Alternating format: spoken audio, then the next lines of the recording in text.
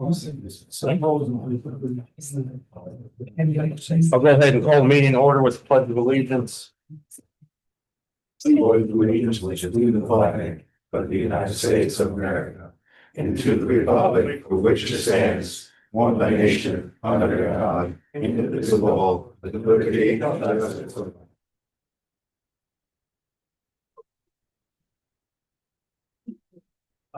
all. First on our agenda is the moratorium that was proposed by the planning commission. It's a 12-month moratorium on hyperscale data center developments.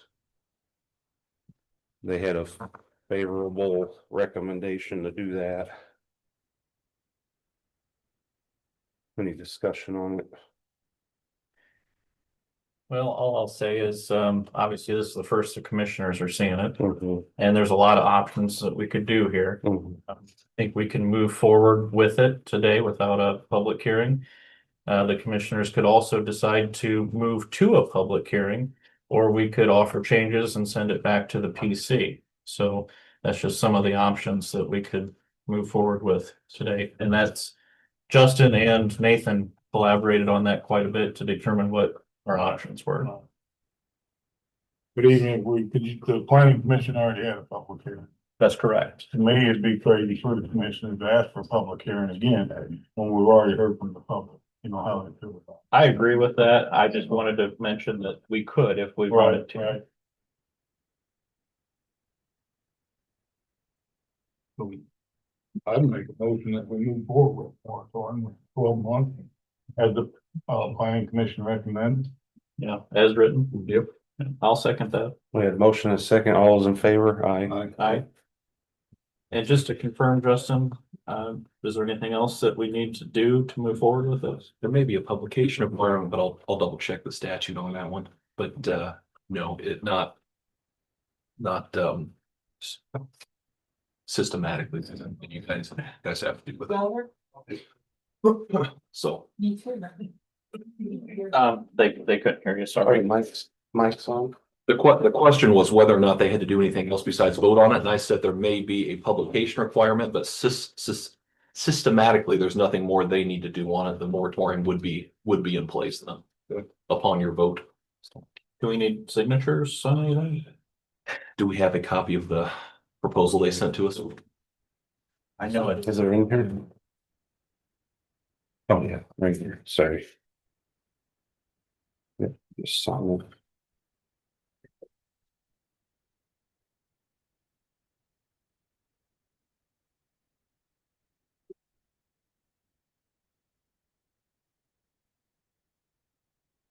Funny, I left my pen at work.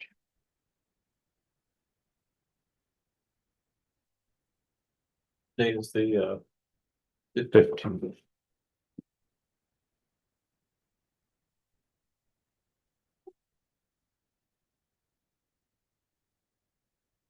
If it requires publication, I'll get with Michael.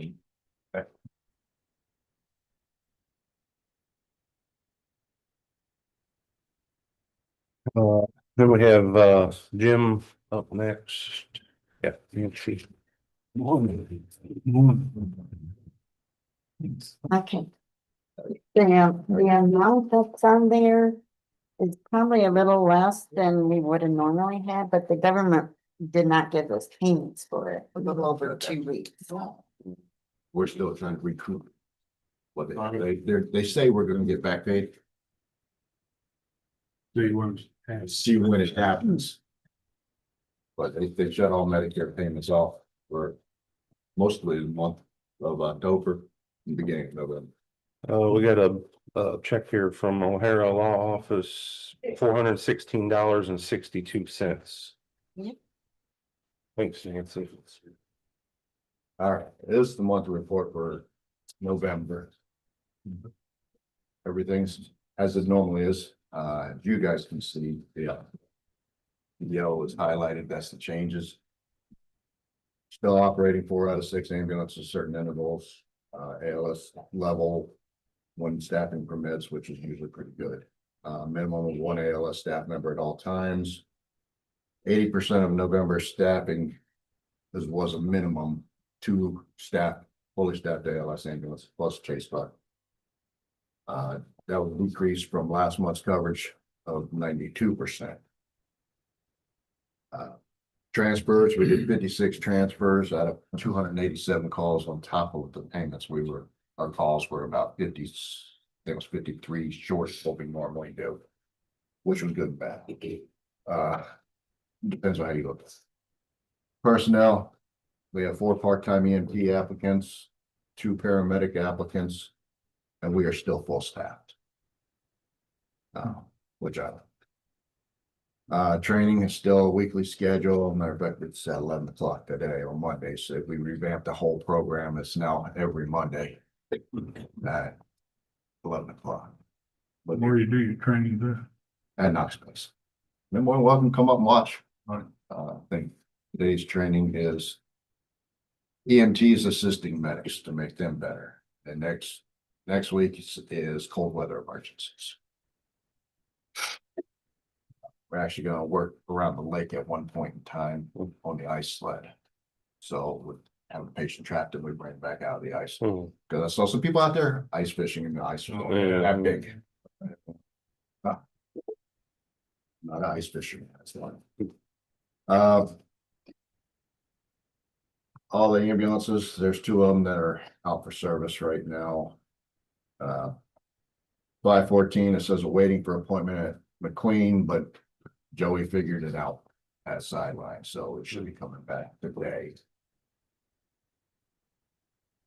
The ambulance that we bought, the used one, they have discounted the price somewhat on the new one coming in to make up the difference in what they sold us. So, but I think it was still undetermined. I think the last figure was 4,500 and I got to keep the ambulance. That's the most beautiful box at the back end where we mount later on. In the process, we use it as a training for the new classes that are coming there. The MIH vehicle is getting ready to go out to Magnum, get it wrapped. It's gonna look like a dare car. Pretty much. Medic 3, Rick, thanks to Rick, we had him put a heating unit in the bay because we couldn't refit that tube in there because of the doors. The new unit's working on it. Yeah, oh, it's working great. It's a smaller unit and it's energy efficient, better than these were. New ambulance, still the first one's scheduled to be delivered in January. That's the brand new one. The remount was moved to February, so we'll have 2 back to back. Life pack monitors were delivered last week. There's training is scheduled for Friday. No new donations required. Still waiting a couple grants that I filed for on that. One of them won't be back out until they can make this month, early January. Everything else is in good standings. Thank you for the other day. Mhm. You say your t-shirts are available for public. T-shirts still are available for buy. Any questions? Anything new with Soda? No, I have not even pursued it right this second because the pipes froze up there the other day and I put a heater in there and freezing. Any land opportunities for building come up? Nothing has come up. I've got Coons Lake Fire Department looking for it. I've got Hamlet Fire wants us to move into there. But I've got Coons Lake actually wants us to move into there as well, but they want us to pay them. Right. So they don't have the space at Coons Lake. Hamlet does have the space. Mine went to Hamlin Fire Department, was on the wrong side of that track. And Hamlet's on the wrong side of the tracks. I we got look- real estate, there were a couple looking for land also. Yeah, I've got them looking for it. Every now and then I'll drive down around, see if some farmland is available. I actually thought about going down talking to Howard. Because Howard owns a lot of that area on that side. Maybe he would sell us or donate some land to us. We don't need a lot, we just need a little bit. Right. But other than that, no, I think he's got a small section on the yeah, north side too, but I don't know if he there's does. access to it. Without coming off the highway. Yeah. In the same spot there. I know. He's been doing it. He's having some issues right this second, so I haven't down there. He's always treated us well. Oh, yeah. You know, I mean, I don't think I've ever paid a tow bill anytime he's towed an ambulance anyway. You know, I tell him, send me the bill. I mean, he's a great guy. We might be able to do something with that. Anything else? No, Do we have any idea for your dream facility, like what it would cost to potentially build something? I've looked at a pole barn that comes in 90 days. It's a built. It was $140,000, like a barn dominium. That wouldn't include concrete, or would that? That's Yeah. that's just the building itself. Yeah, We've got enough local contractors that do concrete yeah. where we could probably negotiate some good rates. So would you say, under 250,000? Oh, yeah. Oh, yeah. For the package? I would say under 250. We can build what we have now, and probably about 175. But it wouldn't house two ambulances and So bays. you want 2 bays. Two bays, definitely. Yeah, Yeah, and maybe pipes that don't freeze in the And land. pipes that don't freeze, and I know if that's one optional, but- of the GFIs that pop and the bathroom power doesn't go, I don't have to go outside to Sure. reset the GFI. Seems like a convenience somebody might want. It's awesome, especially when there's like this much snow on the ground. Yeah. Anything else? no. Thanks. I think. Hey.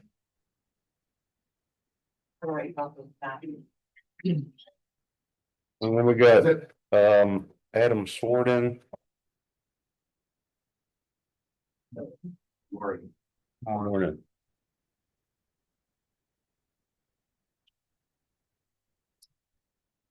No, you all remember we were here last month. I was here on behalf of 3 property owners in Coos Lake.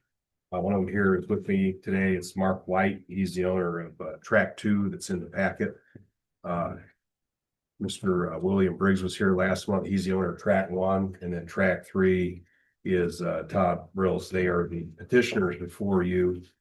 They contiguously own property that abuts sizable portion of land owned by Raycroft Family Revocable Trust. And there is a right of way that's unimproved behind those properties that continues southwest, with part of that being vacated. And your council actually kind of gave us a bit of history on the prior vacation southwest of there, and why it was recently reported that it has been vacated for some time. So this is kind of like a right of way to nowhere, and we had actually had representatives of Raycroft Family Trust in front of the county council for that public hearing, where they had kind of indicated the environmental constraints, the wetlands and the tree area, and they're not doing or intending on doing anything back there in this location because of that. So this made sense to them. They didn't really have a position on one way or the other, because they have access elsewhere from the other right of ways that have improvements on it, including Locust Avenue to the southwest. So this petition is before you to vacate that right of way. It would evenly go to the owners of those tracts, similar to prior vacations over there along the same stretch. So Charlie, on this, Donnie and I kind of talked about it in length at the last meeting, and these pieces are very small. Go nowhere. I think we even had, I can't remember for sure, we might have had Rachel look at this, and there was no use of the county on it. That's kind of just giving you some background there.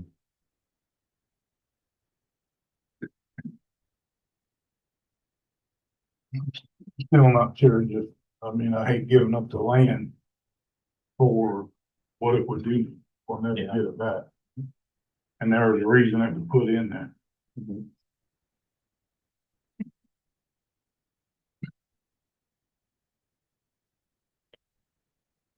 Right now, these small pieces are not being maintained, I think is what our discussion was last Right. night. Yeah, and there's no utilities or anything back there. So basically what this allows these owners to do, some of them want to have some improvements to these properties. This would basically prevent the need for some variances for setbacks and things like that. Whereas if this isn't approved, then they're coming in here and they're asking for variances from the BZA for things that this kind of helps resolve. So it's kind of like a catch-22. And the BZA may even condition on this coming back through here with input from you guys on what are we doing with this stretch of property that has already been chopped up. And I think I even made a statement last month over your concern about if there was something down the road that needed to be put in there for a public improvement, whether we know about it or not, and the council can confirm, you guys can use eminent domain. That's what that tool is there for. I know everybody hates to think of it that way, but when there's a need and it's an emergency, that's why you guys have it.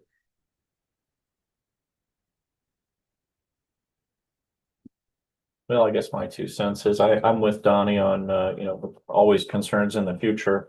But at the moment, I don't see this serving a purpose for the county, so I would be on board with, his suggestion. Just as discussion. And to confirm, Rachel, you're aware of the 3 pieces. Well, I think it's 1 piece now, soon to be 3. You have no use for this for anything. Is that correct? Would we ever have a use for it? That'd be up to you guys. I mean, if you ever wanted to build a road back there and. 'Cause that's what it's platted at now as a road. But it's an unfinished road. Right. And nothing maintained or anything. No, we're not getting paid for it at this time. Can I speak on it? I'm trying to get the property. Right, yeah, go ahead. I'm planning on doing nothing. This overlooks the back of my yard. Then you have the right of way. Then you have this 70-acre piece of property that's by us is wetland. I want the view. I have houses blocking the lake, so I can't see the lake, but behind us and Bill Briggs and all, we have a beautiful view of the woods that have been there for over 100 years that nobody has ever touched as far as the right of way. And that's what I'm looking for. And Bill is the original owner of the house. That's the 4th house on the lake. It was built in 1924. His family has owned it since that day, and nothing has changed behind him. I'm the second owner of my property that was built in 26. Same thing. We have the view of the woods. That's all we're looking. We got deer come up to bird heaven and all that. That's all we're looking for. We're not really wanting to develop anything back there, just so nobody else develops something back there is all. We just thought this was the right time to do it. He mentioned it's wetlands that that's what you're trying to get.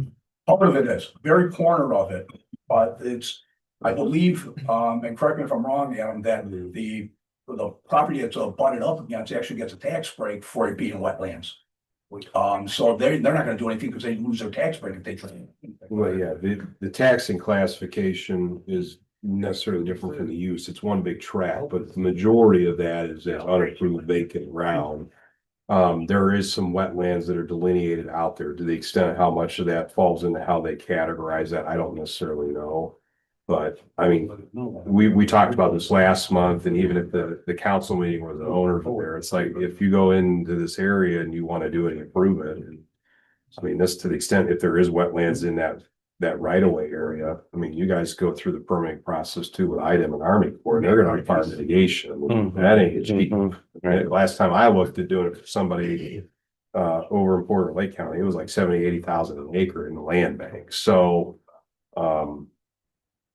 and with it, I would understand the concern about approving this if this area that is identified as it continues southwest actually did continue and connected to where Locust is at. A long time ago, that's been cut off. So if even the thought is down the road is there is a reason for whatever purposes to put a road through there, you're gonna have to jog around, or you're gonna have to eminent domain and take back from that other trust owner to the southwest to keep kind of in theory what was originally envisioned for back there.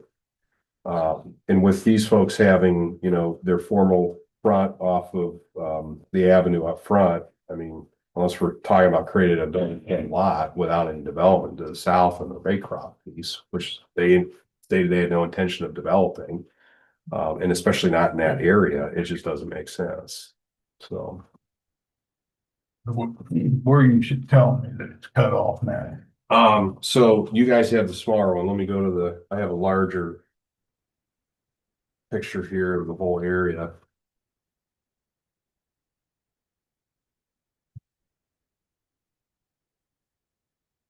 So these are the three that you have on that blow up. You have this property owner, this is still planning on approving, but down here, this has all been vacated through the Deborah Madiker Trust. Shows a recent recording date, but as your attorney kind of alluded to, that was corrected. He remembered that. It actually dates back much further. Right. And obviously Locust is still here and this is all still platted. So if you guys wanted to eventually put a road down here, you either have to eminent domain and take that back, or you're gonna have to go out and around, which you'd have to do that anyway. And at that point, if, you know, you got wetlands and everything else, and there's an intention to do an improvement because there's development that's gonna ultimately happen on the Raycroft piece, it's gotta take into account all those, it's gonna jog anyway. So I don't know anybody that would pay to mitigate all that if they can just go around it. So. Sorry, you guys keep looking at the smaller one, and this one actually is better.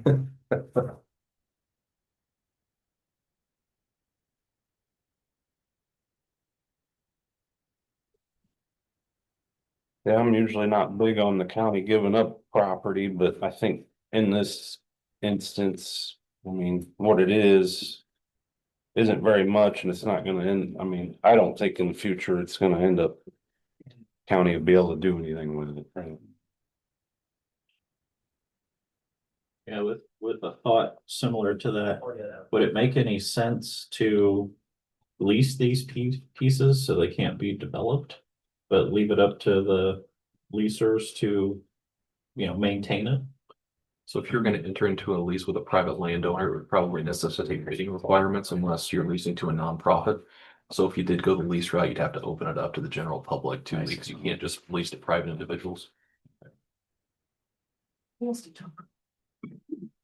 like that idea, but like you said, it has been a big fiasco, but,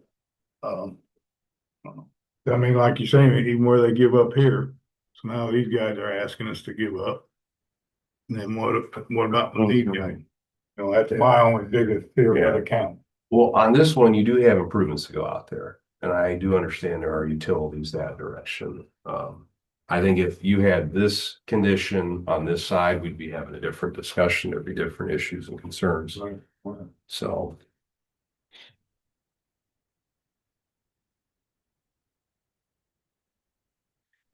So Justin, if we decided to move this direction, what would the process be? What would it look like? So. Like Adam said, there's been a public hearing on it. There's been proper postings. There's actually been several postings for it. Justin, you need to speak up so everybody can hear you. Well, my advice is for the commissioners. I'm gonna be as loud as I can, but I can only yell so loud, not to be crappy. So again, there's a petition before you. You vote on the petition.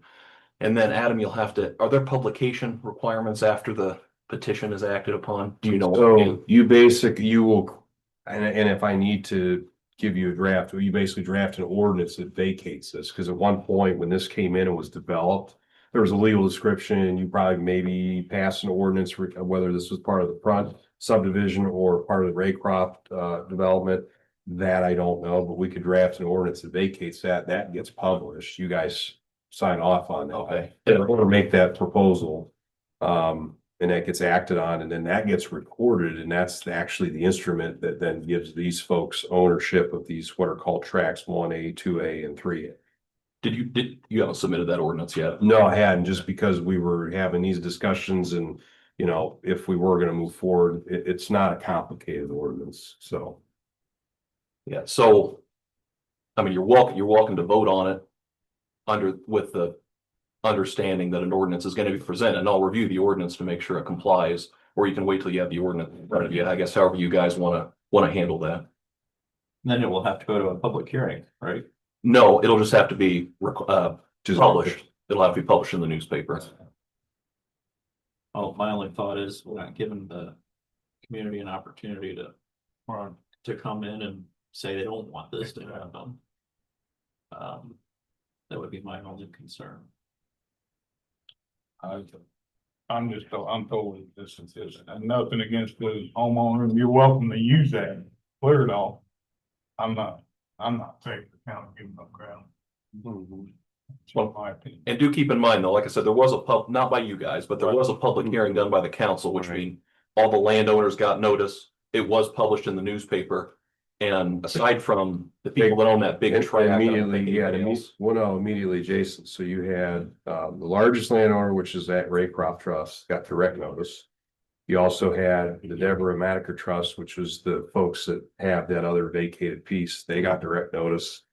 And then the one that's to the northeast, I think it was out of Illinois, Bagley Trust. the Bagley Trust. So I mean, you had all the immediate owners that in theory would have basis to say, well, actually, we planned on putting in a driveway or having rear access or whatever.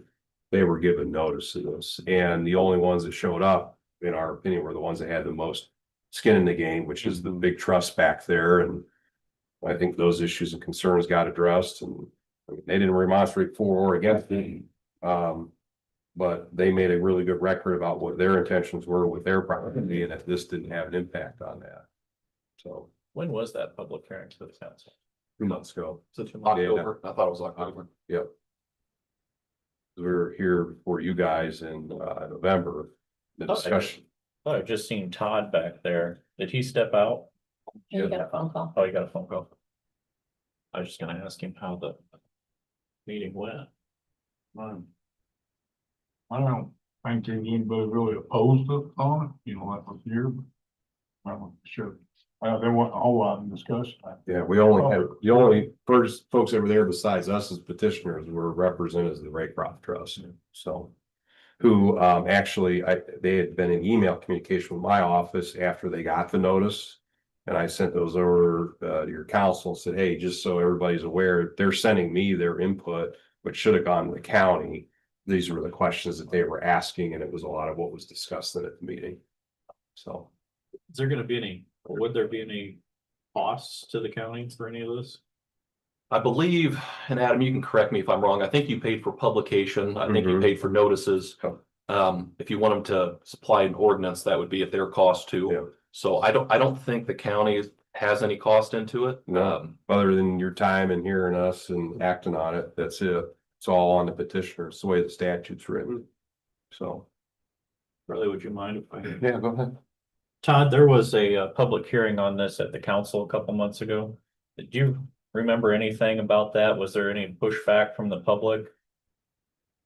No, the only thing that I recall is there was one person there, maybe they were representing that Red Cross Trust. A woman, and she's like, she didn't know. She's like, I'm just here to find out what's going on. She didn't act really engaged one way or the other. Other than that, that's really about it, because we obviously determined it wasn't our hearing. That's why we tabled it. So I could ask a question. Go ahead, sir. So arbitrarily, you're saying is, if you give this up, and I don't know how much land there is, if you give this up, then it goes, I believe, to this gentleman and the other neighbors. But you're not giving that option to the people that are also on the other side of that easement. You just say, hey, we're gonna give this to you. So you're picking one side against the other. That's arbitrary. It seemed to me you would be better off to put the thing up for sale, public hearing. And then if those people on the other side of the road want an opportunity to own that, they get an equal share of time to own that, as well as the people on this side. I don't know any of the parties involved, but I'm just saying is, you're arbitrarily saying we're gonna give it to this side, but you're not making that option for the other. Selling the property, then that gives everybody in that area an opportunity to purchase that. And the money goes back into the coffers of the county, and us, the taxpayers, save just a little tiny bit. Just a thought.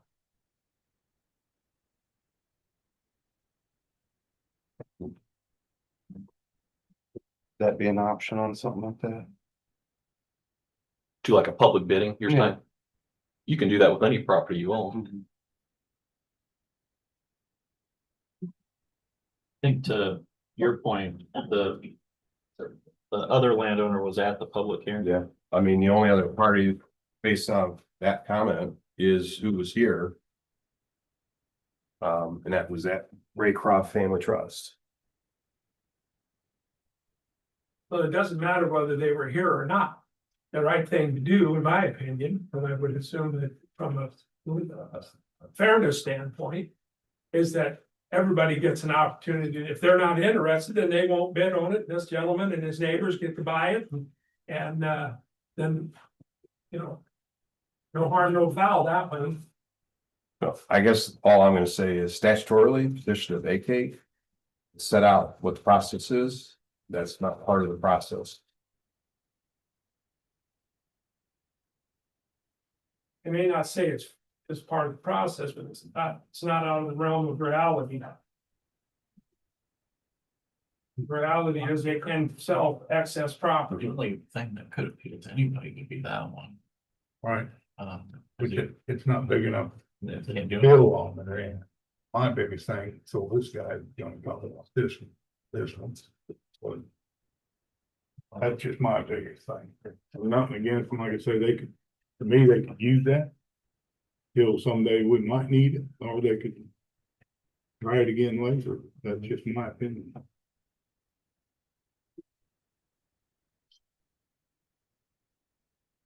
This doesn't actually continue on this way. No. This is all. Focus isn't that end. Yeah, And the way that you guys were given this was private property owner that came in that developed this. Had that as part of the approval process, dedicate that to you. So you didn't buy that. Right, So yeah, that I'm not makes- saying we're yeah. buying it, but I'm saying we're Yeah. giving it away. Right, but to the point of there's no costs here from the county at any point in time on those three pieces. Right. So there's nothing to recover. That's why the petition for vacating sets out the costs and fees for this process, who is entitled to notice, who's got standing to be here that's affected, which those folks have been here. What that process is, because you're not buying and selling things that have been dedicated over to you. Otherwise, that statute would provide you that option to utilize that. If it's vacated, does the people that take ownership of it, do they pay taxes on it then? Yes, they own it. well, this might die for a lack of a second, but I'll make the motion that we move forward with the process to vacate these three small parcels to the landowners to the, what is that, to the west? That would be, let me open this up. It's to Yeah, the north. to the well, north. northwest, yeah.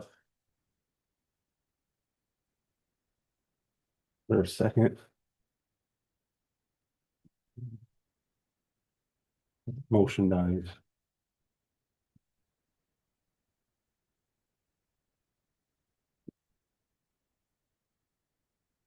So at that point, we just need to say it's not happening. No,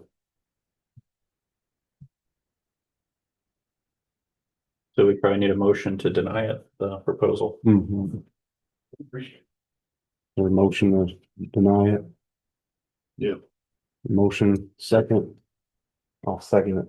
All in favor, aye. Opposed? Aye.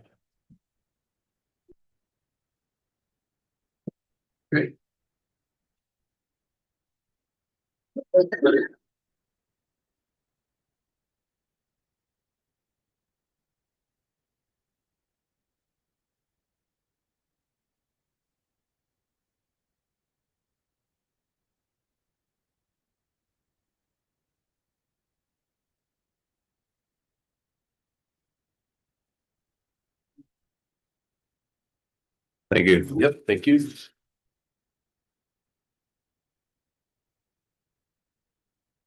Then we got Rick.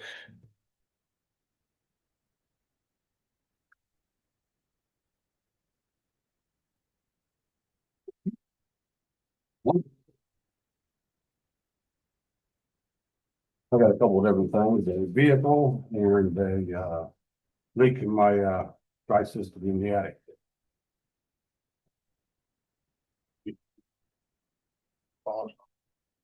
The dry system, 3,988.22. what happens there, that leak, blows out, and goes full of water. Mhm. And the I was gonna say, I mean, you mention it, you don't have that in your budget to fix that. No, not unless I can use janitor money.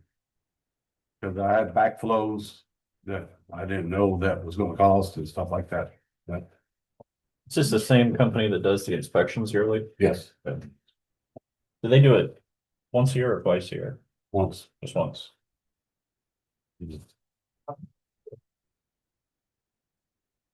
I think we need to get it repaired. Yeah. Actually, that pipe has got 2 Band-Aids on it. So, So this will replace that whole section? yeah, around 10 feet. Okay. But there's a lot more than that up there. Back a few years ago, I got quotes on replacing it all. I think it was around 50-60,000. And today it's 150,000. Will this repair remove those 2 Band-Aids? Yes, Okay. the 2 Band-Aids, but I won't repair it. I think there's another spot's got a Band-Aid in it too. But that won't cover this. No, this is just for that one area. What do they charge for the inspection? I think it's around $1,100 for just this building per year. And that, cause I got them all added together, the courthouse and Annex 2 and Annex 1 and the warehouse. Alright, that bad, might not hurt to. At least for this building, Okay. don't you think? Yeah. Yeah, the thing is, they've been putting black pipe up there for years. Okay, when it condensates, it rusts. That's the reason why we're getting leaks. When I did put a proposal in, I was going to put galvanized pipe in, so we wouldn't have as big an issue throughout all the years, but. I mean, we keep on, I think we talked about just replacing sections at a time as it goes bad, but well, one of these days it doesn't just blow. That's my biggest problem. If it blows, you're gonna have a flood in the building. Yeah. You know, one of the things that they inspect is just the pressure of it. Mhm. Yeah, they don't usually come up and inspect every inch of pipe when they do those. No, we just, there's a gauge up there that tells you what kind of air pressure you have up there. Once it gets so low, the alarm will go off and let you know that, hey, it did go to the attic water, so that means you gotta get here and shut it down and you could drain it right over there. But, So like Mike asked you, this will take care of the 2 yeah, Band-Aids. 2 Band-Aids, Are you doing galvanized with that? yes. I'm replacing everything galvanized from out here on out. Do we have a separate account for the building repairs? Yes, I got the budgets for that, but there's a backflow I had to repair over here just this couple months ago. And a backflow in the courthouse. And that was about $4,700, so, But that's just out of your budget. yes. What I'm asking, is there a specific account? I don't think so. They're just the courthouse has got their own. Yeah. Well, each building has their own building maintenance, yes, for so much. But, if I could take it out of janitor's money, I could probably have enough money to do that. But there's a lot of money in janitor supply, which that was way before my time. So How much I mean, money is in that? I would have to get down right up to T. I'm thinking around 4,000, but I can't sit here and not say that, because I didn't pencil it in. Whether we spend it now or spend it later. Exactly. Do you know that And phone then number? if need it, then we could ask Yeah. for it Do you later. know the phone number? No. Okay. That's what it's thinking. The only other option would probably be take it out of Q cap, right? I mean, I can see what I can do, and then the rest of it just, allow the rest of it to come out or whatever you want, Cume cap or whatever. I mean, might as well use that money if I can. Janitor's money, I don't know if I can use it for that. All right, I would think so. Tracy, would you know that? Not right off the top of my head. Rachel, you remember? Could he use janitor? I was talking. Could he use janitor money? Yeah, For repairs? you can, but is it in the same series? Cause you'll have to get council approval for the transfer. In this building it is, but I got more to Take put it out out. of Q cap. we don't- Yeah, I just say take it out. The same series, the same thousand series, you know? It has to be the same thousands. We would use Q cap on it too. Well, stay in the account. Yeah, Cume cap, yeah. No. I don't Well, I've think got so. janitor's money left over. No, it'd have to be Tracy, yeah. Oh, really? Q cap. Well, That does, Yeah. Because it's a budget. What's in his, I'm talking. Yeah. Yeah, you Let's have to do go it. with Go it. ahead. Michael said that the money would have to be transferred over into. Yeah, you'd have to go. But that, this year's money, right? Yeah, this year, then we're running out of time. So I say we do that and you go to council even tonight and ask them, make sure it's good. Okay. Then if not, can we get approved by CUMCAT because do we want to stay here and wait? Can we do a motion like that? We should be able to. I don't know. That's Yeah. what I'm asking. But yeah, So I'll make a motion, you take it out of your janitor pay, and if not, we go with King Cap. Okay. And we fix it each section, like you say, every time there's a break, we had to galvanize. I'll second that. motion and a second, all those in favor? Aye. Okay, last thing, I found a vehicle, which I went and looked at it. I'm not, he said he would hold it for me. I've been talking to him this weekend, so he wants 18.5 for it. It's a 2015 Ford. You guys get the pictures. Ready 500, got 100,434 miles, something like that. 6.2 4-wheel drive. Service utility truck.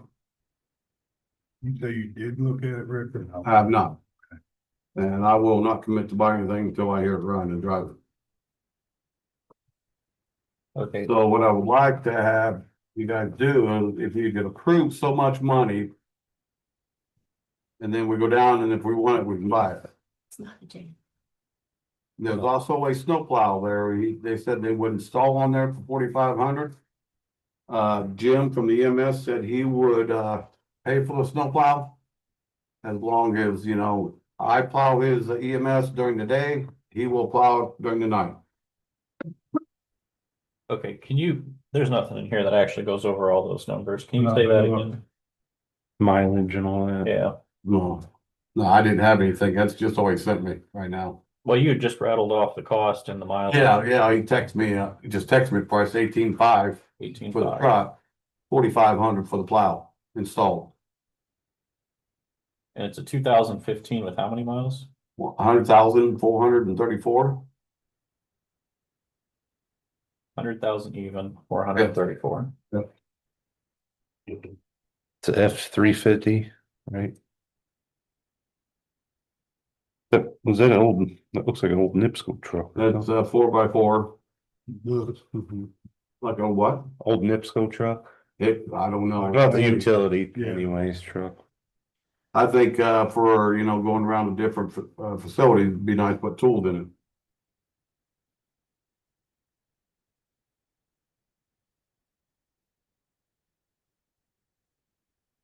So it doesn't have any plow set up on it right now. No, the other picture's got the plows. Is that just a used plow system? Yes.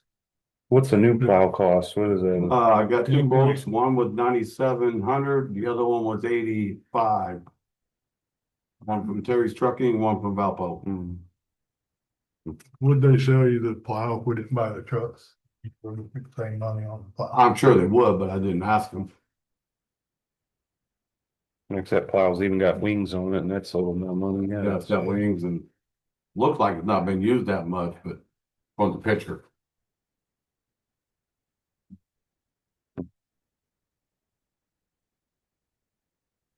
Did you happen to check the value of this truck? No, not really, because I've looked for trucks for 6 months and that's probably the best deal. Most of them is around 22,000, 23,000 just for the truck without even the plow. So they've been a nightmare trying to find. Where's this located? That's down by Knightstown, east of Indy. John, what mile you got on your truck? 50,000. Going in here, Yeah, she did. how many is on your truck? 37,000. I did price new ones, like you asked. I think I talked to you guys. It was around 52,000 for a brand new plain Jane. There you go.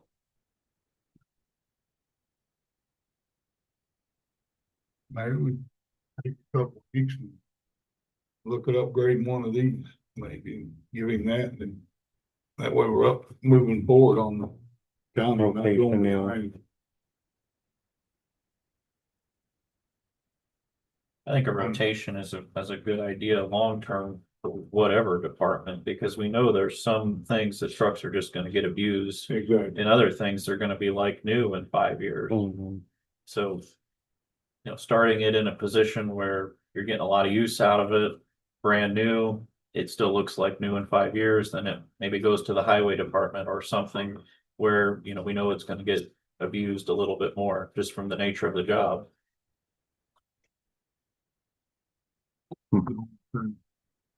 What? Definitely. Yours probably half ton, too, huh? Yeah. Or is yours windy, half I ton, think so. but we can still get snow work. On it, was that other one you told? There's lighters now that plow money. Yeah, you can buy one for 1,500. But if you're gonna use it every day, I wouldn't recommend no 1,500 on a snowplow.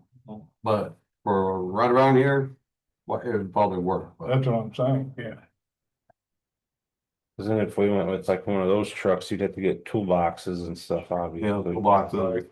Which, I mean, those aren't too costly, but. Are the toolboxes on your truck now still usable?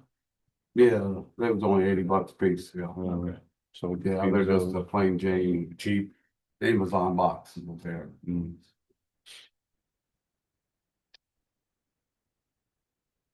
I hate to keep putting you off, but I'd like to wait one more meeting. And maybe table this for now. Yeah, Is that a motion to take? Yeah, that's a motion. I'll second that. motion and a second, all those in favor? Aye. Thank you, sir. Thanks, Rick. Thank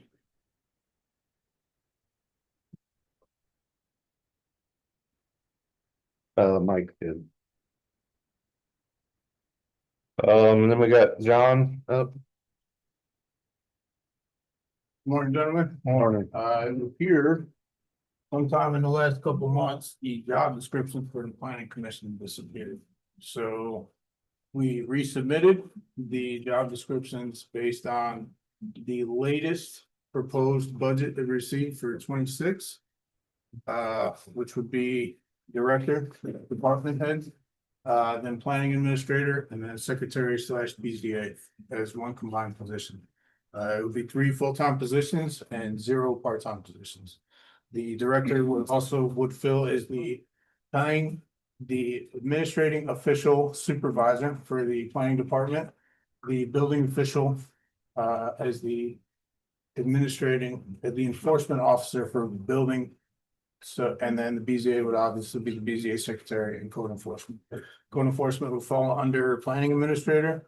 Planning administrator will fall under the director, and it would be the planning and building department under the planning commission board. The director, because it deals with building code, the appointing authority is the board of commissioners. And then the planning administrator falls underneath the planning board, so the planning commission board would hire planning administrator, board of commissioners would hire the director. So on the planning, I think the commissioner would still be in charge, right? Even though the planning commission hires that person. Yeah, so the commissioner still could override that. Right, so the director, which is hired by the board of commissioners, has override authority over the planning administrator in the event that there's emergency or something comes up. Right. So ultimately, the board of commissioners maintains control of the planning administration or the planning commission in the event something happens, but the planning administrator still enforces all zoning within Starke County. But was this favorable from the plan commission? Hey, nothing, we just found out that we had to redo our job description. So we found out when it was put on this. 4 people, that all. 3, 2 part-time. Well, there was like 3.5. Yeah, and it was submitted back in June or July to consolidate to 3 full-time. But it sounds like there's some things that maybe got lost in translation. Yes. Definitely. Glenn, did you have a question? I just wanted to ask, so are we talking about changing the job descriptions or Article 3? Or both? No, so we're not sure. we're just planning department. We're looking at the board of commissioners and we're looking at the planning commission. We're kind of in limbo in between the two, waiting for somebody to, you know what I'm saying? Like, if we go based on old job descriptions, then we're short people and there's more part-time positions, but it doesn't match the budget that was submitted. So we're kind of looking for direction and we're trying to do the best we can with what we got. All that matters is the salary ordinance. Doesn't matter how many Right. jobs you got. We approved the three, So they already been approved, right? with the three, it was, some reason it was put on there was 4 full-time. Right. And we axed that, and it was 3 full-time, that's the way it. you approved it. That was what was discussed Yeah, back in, originally. yeah. I would like to make a motion that we table this. You go back to your planning commission, talk this over with them and have them vote on that. And then come back. That's my motion. Yep. Yeah, I'll second that. I think that's the appropriate path to take here. Yeah, we had a motion and a second. All those in favor? Aye. Thanks, James. Thank you, gentlemen. Now, just in discussion on this before he walks away. How is this going to affect the new salary ordinance versus the job descriptions? Because we're approaching January 1st here rapidly. So, I mean, the salaries are set. You know, if there's additional requirements via your job descriptions that people think require additional money or consideration, I guess that's up to them to approach, but whatever you're gonna require via those job descriptions, I mean, anybody who applies is still gonna have to, I mean, that's their salary. If that's what you're asking, Mike, there's nothing that would additionally modify compensation over and above what's already been set. So I think what you're saying is the salary ordinance currently has the 3 positions. Yes. Yeah. And if that pay changes first of the year, it's just gonna retro into the 3 positions that are currently filled, even though the titles may be a little bit gray. I mean, you can vote, you can change the top, yeah, it still has to fit within the designated salary allotments provided by the county council. So if you change job descriptions, I mean, the employee cannot agree to it and the employee can find being, you know, kind of harsh, but they can apply for other employment if they don't like the name, how the job description is changed, because they're at-will employees and you know, you have the authority to designate, redesignate, change job descriptions. Again, their remedy is just, they don't want to adhere to it. They, you know, find other employment. That sounds harsh, but you know, it's yours to do with as you will. So just to clarify, as far as pay goes, even if the salary ordinance descriptions and the job descriptions that they hired in at may not jive, the pay should still retro to their upcoming pay for 2026. Whatever was set for the salary ordinance, Okay. unless, I don't think this is the case with the planning commission, unless via statute, there's additional compensation for certifications that are required for new job descriptions. I think, like, this is not a good example. I think like Gwen's job, I think additional certifications require additional compensation for it, for the surveyor, for example. Unless you change a job description and by statute, it says you have to provide additional compensation. Yes, Yeah, that doesn't exist for the. I didn't think so. It's been too long since I've looked, so. Because as of now, we have a director, deputy administrative assistant, and secretary. Those are the 3, Right. the 3 positions, the titles. So even though there's some gray area with what we're calling the titles, until that gets cleaned up, it sounds like maybe in January, the pay should still move forward. Yeah, the pay will stay the same unless the county council decides to change that.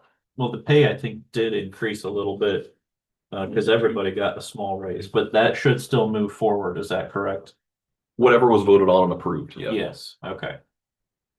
I just wanted to make sure that was clear for your office, that Yeah. there wasn't confusion with that. Right. Charlie, I think you got a hand up. Roberta. So I guess my only question with it is the 3rd position needs to get posted. Because we don't actually have 3 full-timers up there right now. So I think that where the job description comes in is for that BZA/code enforcement, there needs to be a job description, that needs to be posted on the website so that it can be applied to for that. So I think you do need a job description, at least for that, so that you can actually fill that 3rd position. But that could be done after the planning commission. Well, That one, it Technically. hasn't changed. All I did was I took the BZA's job description and the code enforcement job description and married them. The only one that changes is the other two because there's administrative enforcement in two separate departments, and so you have to marry them. So it's a little. So, has that changed, the title of that changed? No, well, yes, because you had a BZA secretary and you had a code enforcement, but now it's just BZA secretary and code enforcement. So they're dual headed. I was gonna say we can post it now, but that won't work if it's different wording. well, but if we send it back to the plan commission, their first meeting's not till the second Wednesday. Which will be probably after the first pay period Yes. of the year. Or we can, I'll change my motion where we work on that one, but I think planning commission should be involved in it. So Justin, with the way that it's written right now, essentially that position is part-time. The BZA, Yeah. is full-time, code enforcement was part-time. So now it's one full-time that's dual headed. But that hasn't actually happened yet because we haven't created the position. Right. So for the first 2 weeks of January, until this gets cleaned up in the plan commission, that person will still have to remain part-time Correct. until the plan commission votes on it, and then we can post. That position will become full-time. Yes, sorry, I was, Following, yes, yes. yes. That's my understanding as well. Okay, Yep. now, can the plan commission move forward with that, posting it, or will we have to wait till the next commissioner meeting after the plan commission? Or could we give the plan commission authority now to move forward with it? Just to be safe, if you want to go that route, because there is still some question, since they're an advisory planning commission, what binding authority they have without your designation, so that'd probably be a good idea if you want to move forward sooner rather than later. So we could make a motion to give the plan commission like an interim approval to move forward with getting this posted. Yes, you could do that. Well, that's my motion. Second. Motion and second, all those in favor? Aye. Thank you. Thank you, gentlemen. Thanks.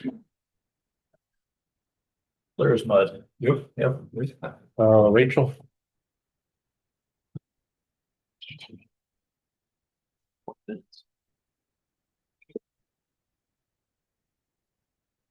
What do you want to talk about for 20 minutes? How amazing snowplow is going this year. Everybody's tired. But it's, we're getting it done. And then next 2 weeks, it's gonna be in the 40s, so Mhm. looking forward to that weather. Mhm. As far as the traveling goes, I haven't had any complaints. I have not made it. The only complaint that I had was, we talked about it on Total Road. Where the road's kind of coming apart. You guys made a repair, but it's gonna have to be better weather. Yeah. And that's closer to 700, I think, Yes. Yeah. Well, it's cold. Can't do it right now. right? Soon Is as we that- can, though, we will. Is that probably gonna be a wedge, you think? We'll patch it for now. We can't wedge it until next year. It's a paper. Right. But yeah, we'll complete that. Okay. What else you got? Next year you're talking soon, like next year's next one. That No, was- for the wedge, it'll have to be when we start paving in June. Okay, yeah. But we'll try to do the best we can with patchwork to hold it through. One thing that Rachel and I have talked about recently is her chopper. Yes. And her chopper's done. Mhm. We did demo some last year, and I think Todd even came out and took a look at a couple of them we had out there. Updated pricing is about 270,000, fully equipped with what Rachel thinks is necessary for the job. It's made in the US, made in Florida. Actually, the superintendent in Marshall County gave a high recommendation for this, for service and for how the machine's held up. Do they have one of these? They do, and actually a lot of the parts would fit theirs, would fit the new version. The only thing that they've upgraded so far is the boom. That is actually heavier duty than what they got in Marshall County. They use theirs every single day. They have a guy out chopping brush with it year round. That's what we need. And he's Yes, satisfied exactly. with it. So I do not have the money in my LRS to purchase it outright. We would have to do some sort of lease. But I'm already in a lease for the trucks, Mm. which is hard, Well, budget wise. And it's not something that I can pay for out of Fund 1173, which is the restricted fund, because it doesn't have anything to do with preservation of the Mm. roadway. yeah. So this would have to, if I can't lease it, it'd have to be purchased out of Cume Cap or seeded. Nothing you have to decide on today, I'm just saying. that- Well, I think we need to make a decision soon, because it's gonna take 2 or 3 months to get it. If we leased it or like the 3-year lease or something. 5-year Oh, lease, it's 5. yeah. Municipal lease, Yeah. not sure about the interest rate. What's the, what are, I mean, how long could it be expected to last, I guess? Hopefully a while, but, Right. Maybe if we lease it, we could even upgrade it. before. well, that's what I was wondering. If there was like an option Do to you have any idea on the price of the lease? No. I get, get all that, and then I know that Jason said they have 3,300 hours on theirs currently, I saw, which I is think. pretty good. It's a shame that takes that kind of. How long have they had there?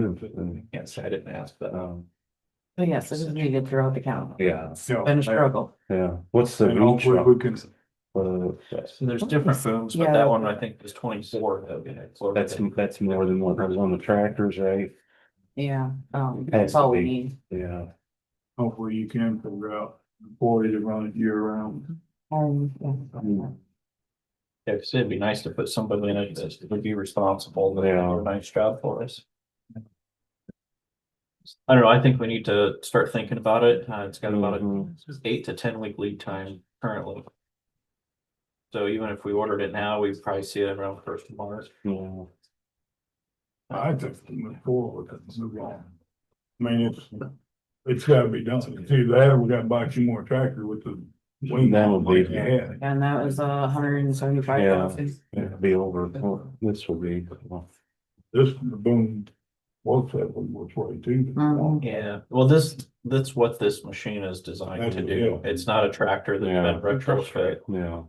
It's been built specifically for this, and with the options she's getting, she can even put a broom on the front. So there wouldn't Mhm. have to be necessarily a broom truck following it around to brush it off. Yeah. The broom would just clean it right off, after they do the chopping. You could look at it while she's chopped. I mean, it could be. It'll both at the sit same on time. there, yeah. Yeah, because the boom is on a separate mount. So we'd be ordering this with the front mount, and actually any skid steer device will hook to the front of it. And it's got high flow hydraulics that run it. I think the big question here is, one, do we need to get bids on multiple units? And secondly, how do we pay for it? And is there a way to come up with the money to pay for it? And whether or not the council will agree with what we think. So, these are Sourcewell companies. We demoed 2 of them. I can get, those 2 bids from those companies, but there's not a lot of people that sell these things. But as far as like doing a sealed bid, you don't have to. This is Sourcewell. Mhm. Charlie, do you mind if I ask? Yeah, go ahead. Todd, do you have any thoughts on this expense? I know you can't speak for the council. I'm not asking you to, but. I was out there and looked at them, like you said, Mike, and I thought.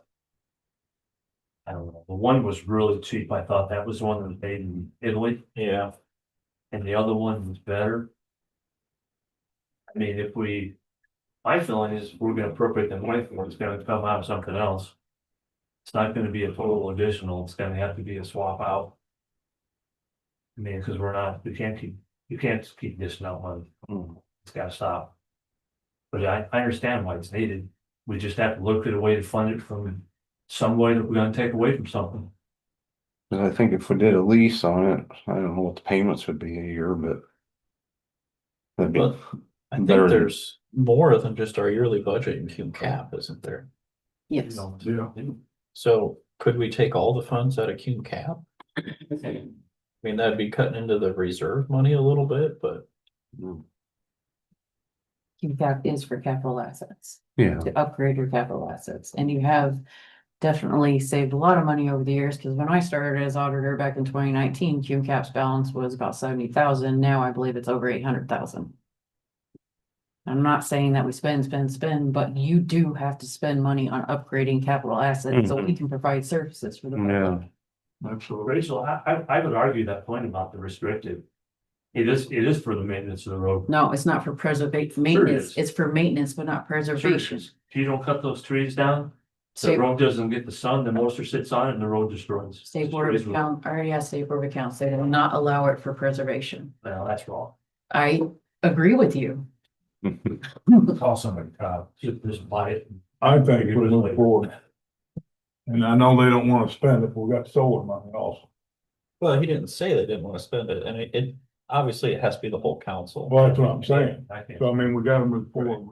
We can't go another year. Yeah, I don't think it's fair to the people of the county. I mean, brush chopping's important. Yeah, some of that brush is getting way out there. You hit it with the truck.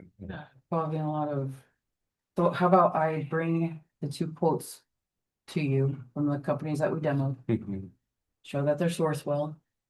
And you can vote on it, and then I'll take it to the council.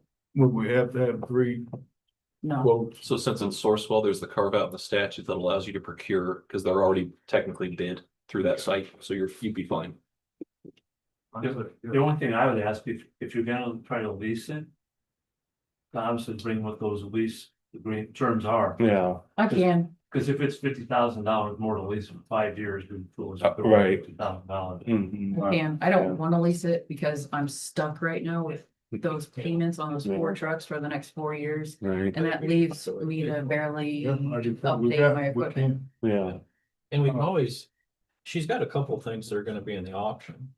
So whatever account we take it out of, whatever money she gets from that, we could put back in that account. Now, it's not gonna cover all of it, but it, Yes. There again, we gotta watch doing that in case you need something smaller, but where we could use that money. So this is what we got in there right now, right? well, but Right. let's get new budget next year. All right, How much do you got? 1.2, Oh, that was 1.2 in there. Make a motion on that and move forward and have a written quote and then decide to buy. Could you bring the quotes to the first meeting in January? yep. Do that? But do like Todd said, ask them for the price of the lease. Is that January 5th? Might be actually. Yeah, I might have Yeah. to bring it to your second meeting. Yeah, it's January 5th. Yeah, I gotta bring it to your second meeting. Ask your foreman to bring it to us. Actually, that'd be fun. You know what I'm saying? So we could keep moving forward, no? Alright, I'm sure she would love to come here in front of you guys.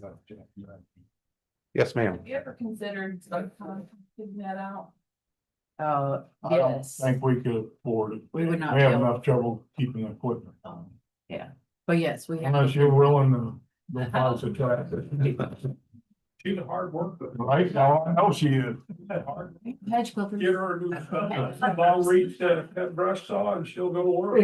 And that's what we have been doing. I mean, we have been using our hedge clippers and going out there and doing what we can, Right. but it's a very long process. Mhm. Gene, you had a question? I have a concern about, prior to Rachel's, transition into the role that she's in today. I noticed that when they cut back the brush, they were cutting well beyond the edge of the road right away. They were cutting 10 to 15 feet beyond that edge of the road right away, well beyond the drip edge. And so why are we cutting private property? Should we just cut up to the drip edge or to the road right away? I They never cut on the side of It should be 5. So ditch. okay, technically, the roads that are platted in Stark County, 40 feet. That is the right of way, and all the old plat books are 40 feet, but our roads are really only 20 feet wide. We rarely have roads that are actually 40 feet wide. So when you go out to a road, you go stand in the center, we have 20 feet this way, we have 20 feet that way. Now, we say 5 feet from the pavement edge because we try not to, go but technically we still are in our right of way, because from the middle of the road 20 feet, and we don't really go past that. Well, that's my concern, is that are that gonna be the directive? Because I'm using my road for an example. They cut both sides of the road ditch, which the edge of the road is the center of the ditch, basically there. And they cut the opposite side of the ditch as well, the last time they did the brush clearing. So that adds up to hours. Wear and tear, so. Was it the county you seen doing it, Gene, or was it the farm? Down. I didn't think our old brush chopper No. was reaching. No, I don't Yeah, know. this was about, I'm gonna say 4 years ago or so. The brush chopper, the employee handling that will be given direction that we don't go past the 40 feet. Yeah. Or And over over right away. train two people. Just. Yeah. And I could see people having different feelings on that. Yeah. Because if you got a nice Mhm. wooded area that you keep up, you don't really want somebody coming through there Mm. chopping it, but I could see a different landowner saying chop it as far as you could Yeah. reach, you know, so I could see Over it. my both side, ways. chop. Right. Which I think like certain intersections, if there's a ditch Right. line or something, yeah. She's saying push it she'll back. address it to the, you know, if we get it and all that, Right. she'll address it to the driver, then the Yeah, driver. we have a little more right away at intersections. Mhm. Right. Okay, so the road, is Jim here? I actually haven't seen. I have not seen, you know, I've been looking. Thought he was. No. Jim just fine. No, Jim, Gulch from, Hannah. Mike, we did call him and he said he would be here. I thought that's what I said. And we're on schedule. So the road for the industrial park, Mhm. you want to give us some thoughts on it as far as if we were to put that back in our inventory, which it sounds like maybe at one time it was, and then somehow it's not now. Yeah, I don't mind if you guys wanna put it back in inventory, but the price to hot mix it next year, really does need it next year if we're gonna do this. It's gonna put a chunk in, I mean, that's gonna take away a mile of paving somewhere else. But if we can do it, I mean, and I don't know if he'd be willing to at least pay for like the hot mix itself, 21,600 total hot mix. And that's just an estimate, I mean, this is all estimate on next year's prices. My only problem with that is our road. Now we're asking the guy to pay. Well, it's not our. So it's It actually really his. is, it's our industrial park. Is it on your inventory No. currently? We are not being paid for it. So it's not your road, you know, it's your industrial park, but it's not your One road. thing's it, but I mean, it's not Yeah. his, you know what I mean? It's just. So once it would be paved, would it be put in inventory then? or- Yes. Yeah. Well, you can put it in the inventory now. I just can't pave it till next year. Did you talk to Jim? Was he in favor of moving forward with this? Well, I thought, because last time we talked, it was about like being a public road, people Right. could drive back. He was okay with it being open to the public. Okay. I did not discuss no money, him paying no money. Right, but he was okay with Yeah. it becoming a public road. And that's, I mean, he's the only one back there right now, before we sell to another company, charge them. To keep, you know what I mean, that sound fair. No, I mean, you're right, it is your industrial park. That's only my biggest concern. I know he's the only one back there. Is the Economic Development Foundation in the industrial parks at all? Like, do they have, I think they're clear on the west side. so they don't have any Corner, but I'm interest not, in that area? right. Okay. So I could see from a taxpayer standpoint, though, if they're the only one currently using the road. And taxpayers pay to repave it just for their interest, potentially. I could see there being some folks hesitant. But you're taking away mile paving somewhere else. Right. Like, I was kind of hoping he was here to kind Right, of, you know, right. maybe he got tied up at work. So with them not being here, do we want to just table this again? I think we put it up back on our inventory. Figure it out. Or we can table it, whatever. I mean, is that a big Do thing? you Just- even know what they told Jim? They tell him it was about the road or was it for the I land? believe lease? so. I believe it was for both. Okay.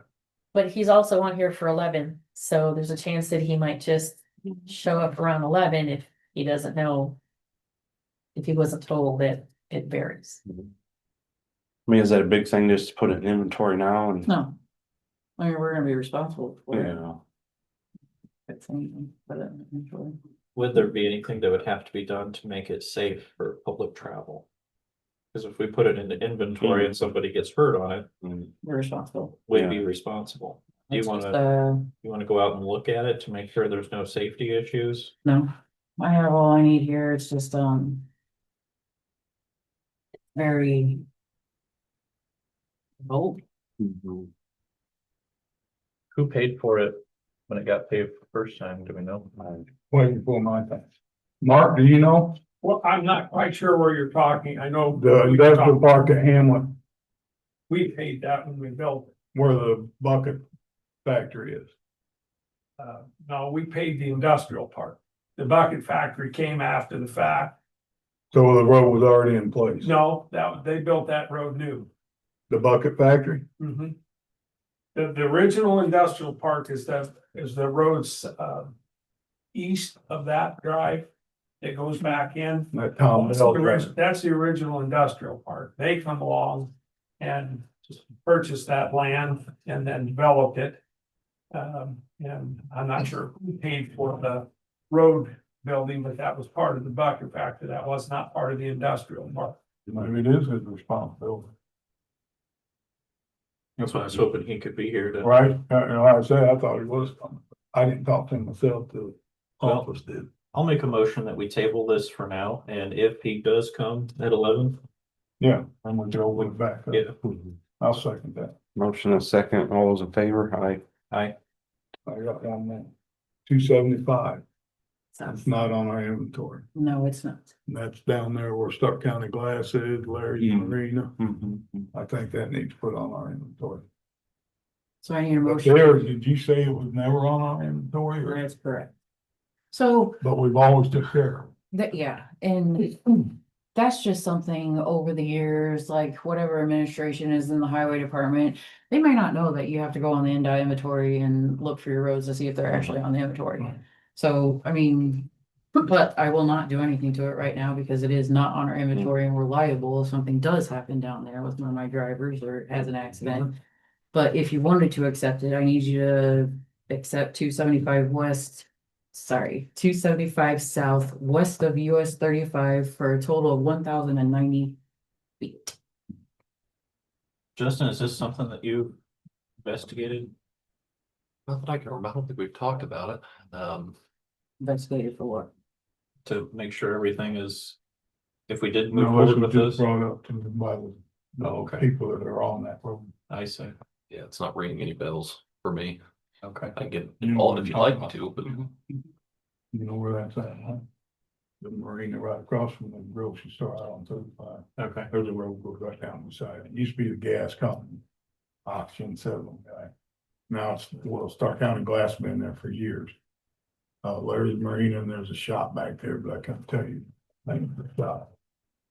Oh, I think is that KB Transmissions back there? Maybe, yes, $2. The old Mike garage. yes. Garage. So, and they even said they could do most of the plowing if we sand for them, which like I say, we always have. Mhm. Mhm. But like Rachel said, maybe that's. I just think it needs to be on our inventory. Yeah, I don't see an issue putting it on there. well, I've seen your ears perk up over there now that this is all discussion. I don't know. I don't know a lot about the situation. I mean, happy to get involved if you'd like me to. I don't want to give bad advice because I'm just not. There's nothing you need to do. Yeah, So I make a motion, whatever footage you said, if we take it back in our inventory, or put it in our inventory. Okay. So motion is our second. I'll second it. All those in favor? Aye. Opposed? Aye. Nay, Sorry. nay when you oppose. Nay. Nay. That's. Sound like a horse town. I know. Okay, do we have anything else? I don't know, do you guys have anything else? Cause I'm really enjoying sitting up here right now. Yeah, I can tell. So the shades are really, Turning? yeah. Gosh. Mower. Is that something else that we want to think about for next year? Another Kubota? Yeah, I would say Kubota. my only thought is if we're gonna get another one, I'd like to get it while we're still in that model. Yes, Before- oh, yeah. for Oh, sure. before That way something the- changes and then we all have to have two parts- sets of parts. Everybody in the county that's ever told me about the new mowers, love them. Mhm. I've got It does a way better job. I know my dad said many times, oh, them did great. He's never said that about him over before, so. We had a few factory, stuff, like a few things were, this year they were down for a little bit, both of them, because it was a factory recall or they didn't do something right in the factory setting up, but other than that, it is a nice machine. Yeah, I usually don't get a lot of calls of people complimenting. It's normally calls about complaining. And that's probably the only thing that I've got multiple calls on is people are happy with those. How do the drivers like them? Is it? I like them. They like them, they don't like them. So with the John Deere's, the arm comes over and you can actually look to your side and see where you're mowing. With the Kubotas, you're constantly looking back. That's the only hard thing with them is that you have to constantly because we're not the highway. We don't have a smooth, flat surface that we're mowing. It's always like this. So they're constantly looking back, watching that, arm, because if you don't wash the arm and adjust the arm, that skid plate wears off fast and that's $1,500. We learned that. I wonder if they could mount like a camera system and put a monitor. So Maybe even with just a better a mirror. good mirror. Mhm. Maybe Yeah. something for. And we actually, are looking into, making our own device as far as like, rather than just a skid plate, like wheels. Doing That would something like save, that. yeah. I think we're all in about 70,000 a piece on those. It was a little bit. I think the tractor was less, but by the time we threw the mower and stuff on The it, weights, with the Yeah. weights too. Maybe that's something like if you had an option, put that money towards, you mind the tractor. yeah. I just know their lead time on those was several months and Mhm. I'd like to get one ordered up in January. We were thinking about it, so we got it for this. So coming maybe year. get some quotes on that also. Yeah. And come back or have Emily bring it. Oh, I'm having Emily come back. I ain't coming back. Look, Now, what else would you need for 2026? or truck. Bucket truck.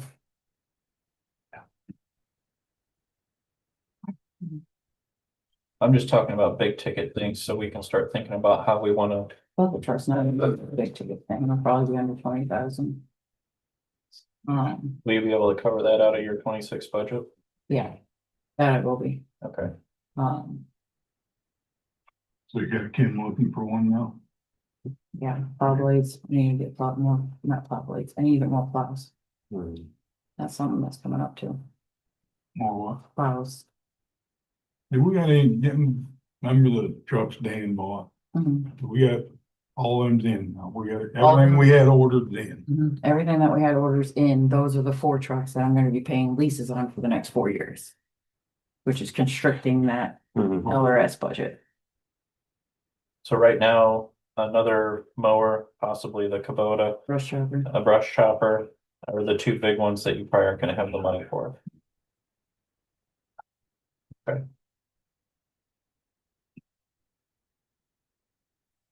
Wouldn't hurt to put a truck in. Pickup truck? No, Straight truck. straight truck, plow. Just pull it out. You mean like a single axle? Yeah. Another new one. You got one new. Yeah, I just, honestly, I won't have the money to buy a single or tandem until the leases are done. For 4 or 5 years, we Yeah. can't wait that long. At least until 2 of the leases are done. They probably do it when. So we can get us, well, depends on them, how far out they are. Maybe Right, single yeah, next year. They're a couple years out still. Oh, we need to get it on the books. Would it probably. make any sense to get a 25.9 trucks? It's a 25 pound truck. under CDL? I mean, I have part-timers, really my part-timers have CDLs too. I don't have anybody that doesn't have a You know, CDL. say you got that one little truck you never did like, you'd have to have something like that. 50 baby truck, Yeah. baby truck. I like baby truck. I like calling it that. Cause it goes into the lakes really nice. Yeah. But that was purchased like back in 2016. It's getting old and it's breaking down a lot. I don't use baby truck a lot. I usually send the pickups into Fence Lake and Bass Lake now.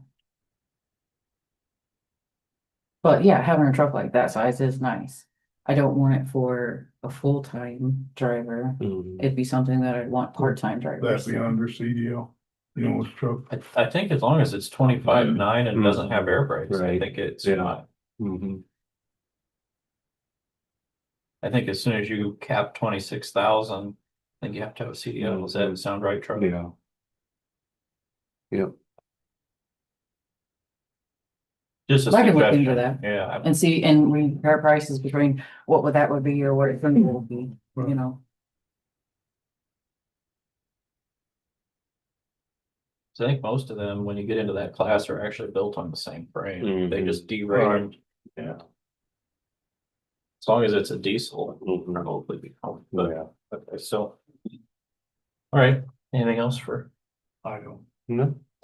I am actually enjoying this conversation. I mean, You're getting free stuff, basically. I don't know how you're gonna enjoy this.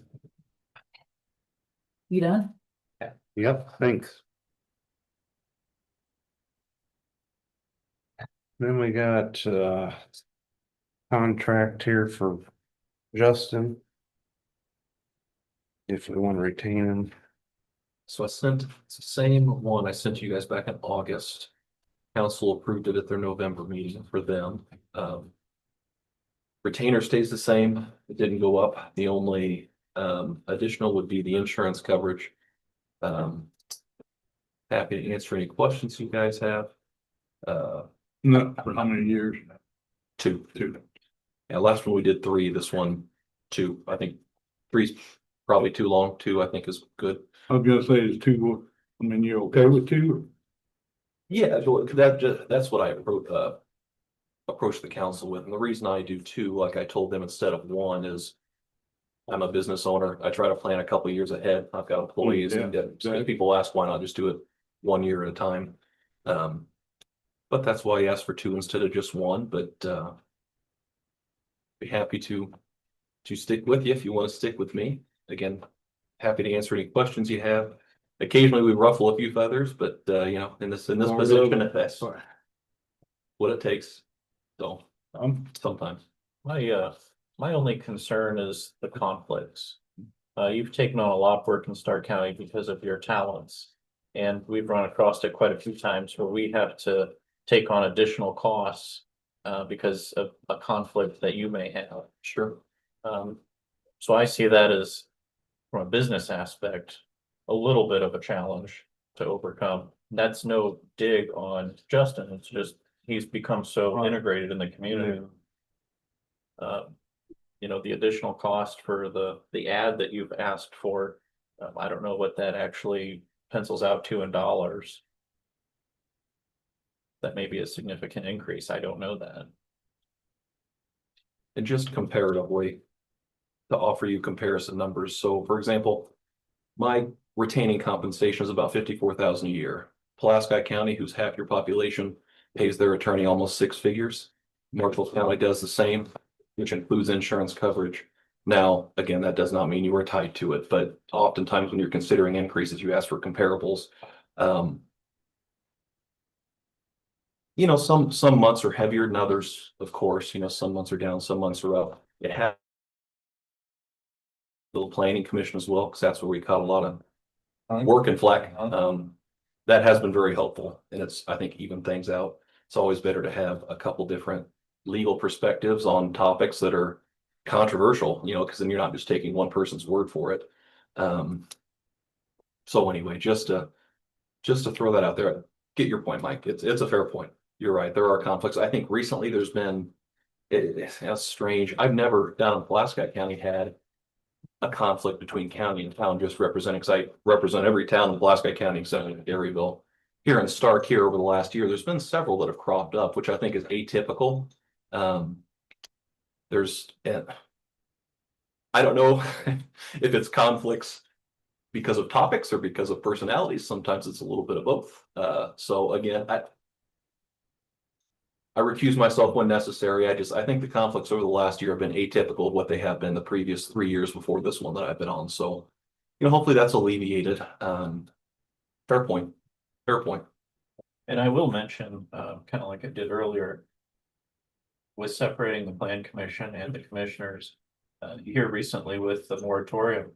There was kind of some conflicting thoughts on that, and I kind of just said, hey, you two need to sort this out. I know they spent some time and put together a good package, I think, for everybody. And I think having the two attorneys has really helped in that regard. I know there's been a couple other things that have come up that we've had them both kind of work on. So that's been helpful. Glenn, you had a question? So, you guys have a contract in front of you, obviously, but all the numbers aren't in there, you're saying, so you can't see how much the insurance is extra? Is that what?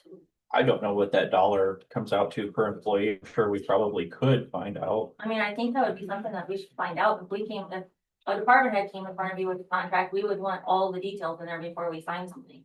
I just feel like someone should know the exact figures. Suzanne here, Mhm. call up there, please. I don't know. I don't know that we've ever broke it down into. I'm not.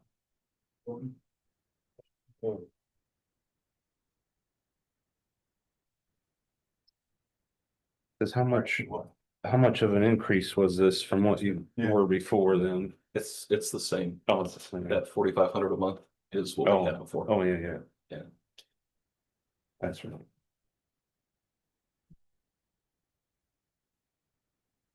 Just gonna get it together, she'll bring it down. That's Dave Morrison, you saw it from the law. I think. Yeah, he's here now, but yeah, it's a motion to table is, yes. Second. All those in favor? Aye. Jim, you wanna come up here?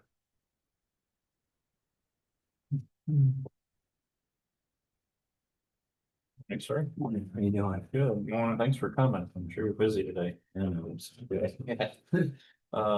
were talking about your road, and kind of what we want to do, and I was hesitant to make any decisions until you folks had an opportunity to weigh in on that. Okay. Rachel was just here. I just texted her to come back. But one of the discussions was, right now, it's not on our inventory. And Rachel has agreed that it doesn't sound like there's any safety issues with taking it on. But we're trying to figure out where you folks' opinion is on that road. I was always, under the understanding that it belongs to the county. Up into basically where it goes to that, just past where it goes to the firewall. The rest of it was mine, but the road belonged to the county. That's the impression I always had. So have you guys been plowing it then, the whole thing? You guys used to plow it years ago, and then you didn't plow it, so I started plowing it. So my plow guy plows that when he does my parking. Okay. In the county court pageant also, right? That just happened this year, because I called a year ago or a year and a half ago, and it was no problem, they just fixed it. So that just happened this year, as far as no patching. Because normally I would just call and say, hey, there's some holes in the drive. And there'd be a guy there in 2 or 3 days and they'd patch it. Right. This time they said, it's not theirs to patch. So you said you were under the impression it goes to like a fire hydrant? Is that what you referred to it as? It goes to my parking lot to where, or you turn to go to my lot where my dumpsters are. And then the county has the firewall back there. So just past that. Okay. But the firewall still includes the same road. I mean, it just goes back and dead ends more or less. Yes. I guess I was under the understanding that's an industrial park. And if somebody moves in, they're gonna be using that road. Right. I mean, if you want it to be my road, then I don't know what we do when someone moves into the industrial park. Well, and that's kind of why we wanted to have this discussion, because we needed to know where you stood on it. Yeah. So your thoughts are Bucket Factory has no interest in that road really up to that point. Not really. Okay.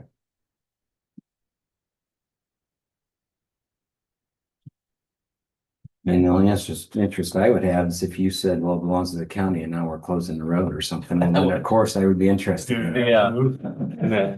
I mean, but other than that, no, I have no interest in that road whatsoever. Like I said, when they built that, they put that laydown area for all the power lines they did.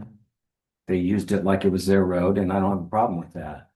But if it's my road, then I guess there'll be a problem with that. You know what I mean? Yeah, absolutely. So I think it's a no-brainer that the road does not belong to Norton.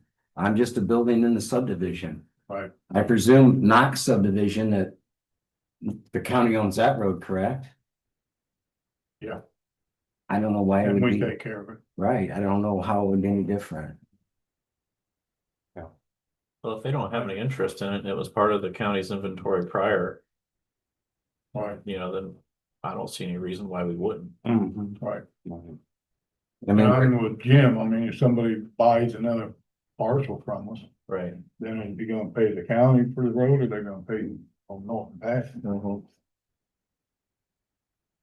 it's not like it couldn't be more than $200 or $300 to patch that road every year, so I don't really know what the big deal is. I I mean, think, I bought buckets of patch and did it myself for $200 or $300, so I'm confused at what the big deal is. I I'm think what's plowing. going, now people's calling it, because now Rachel thinks we need to resurface it. To resurface it, since you got big trucks, it's gonna be a hot mess. It doesn't need to be resurfaced. I just needed some holes patched. Yeah. Like I've done the last 25 years that I've been there. Hey, I need some holes patched once every couple years. I'm not saying it's not gonna need resurfaced someday. It's 30 years old. Right. So I'm sure it's going to. Yeah, But my point is, if you want to use the well and the fire trucks want to go get water, and somebody wants to move in the industrial park, then it's the county's road, not mine. exactly. I think he's made it pretty clear I that do they too. don't have any interest in the road. I have a question if I may ask. Yeah, Gene. Is there, it's a dead end road. Yeah. Is there a turnaround there or would the county be obligated to construct a turnaround down there? And the same thing with 275 south. If it's a dead end road, do we have an obligation to build a turnaround? Or are we gonna tell the traffic to turn around in private lanes? Right. There's really no traffic back there other than his employees right now. No, that's a valid point though that Dean brings up. Right, oh yeah, I get it. But I mean, they've done it for years, so there's gotta be a spot back. I've never drove back this, so I don't know how big of a turnaround there is. I've been on 275, but and I just used the lane, so there is no turnaround there. I don't know about the Hamlet, so. Well, if they have no interest in it, I think we should put it back on inventory. Yeah. I do too. Oh, yeah. Justin, is that all feasible? But from my perspective, it is, Rachel was still here, Well, but yeah. Yeah, cause she'll Yeah, have so that'd be to, an she'll issue. have to have the length and all that, is what we I put in. thought she did it. She did. Oh, Scared by you asked if it was feasible, because cost wise, I don't know, but I mean, it sounds like it's. But yeah, she'll have to give On us. that 275, years and years ago, when George Axe built that. There was a cul-de-sac that was part, just like that gentleman is asking, a very valid question, because if a developer or someone comes in and wants to put in a road, he's required to have a cul-de-sac. so it was never, But I believe over time, people have encroached on that cul-de-sac and it's disappeared. right. I believe that's happened. Matter of fact, And do you remember that the county put that road in, Mark, or did somebody? no. I think we were involved in it, but I was pretty young then and I wasn't paying attention very well. But we could always put It's not some gravel or ours. something down there if there was that Yeah. requirement. Mhm. Yeah. Mike Bauer was one of the first ones to build in there and Orzax had to build the other buildings and. I'm gonna call him. When I get home. And ask him, what he recalls that, but I'm. That pretty road's sure- even marked 275, a county road. Well, yeah, it was always Georgiac Drive. That's what I'm saying. And then So somehow or somewhere- another it got assigned a number, and how did it get assigned a number if it wasn't already taken over by the county? Right. You know, that's what I'm questioning. I don't remember when it started becoming 275, but I do remember when it was Georgiac subdivision. Spent a lot of time down there. Well, do we need to rename this road? Is it called anything right I now? don't know. So we have to Let's agree find with out. that. I think it's industrial Industrial Drive or Park something. Drive. Industrial Park Drive, I believe. That we may have to cross that bridge. I don't know. I'll get with Rachel about Yeah. it, but I'd make a motion then that we put the Industrial Park Drive Road back on inventory. I'll second that. Motion and a second, all's in favor? Aye. And Rachel have, she pays it once for us. Yeah. She'll have all. That. If she needs more, she can come to the next meeting. We can Yeah. finish that. Yeah. And then did you guys, So it will be back on the inventory and we'll be patching it. So Okay. I think they had that What's- agreement or whatever. You got it. that's for Justin. Or that. Oh, It's that's. the- Farmland lease. Go ahead. That's the, everything we needed from them. Yep. Yeah, that's the We're part. waiting on all the partial numbers because the government's on that shut. Yeah, that she gave me a call in. Oh, okay, and this is just so we need the motion on that? Yeah, to accept the lease agreement between the county and Jim. I'll make that motion. Before I second, are you good with it? Yeah. Okay, I'll second that. We have a motion and a second, all's in favor? Aye. Aye.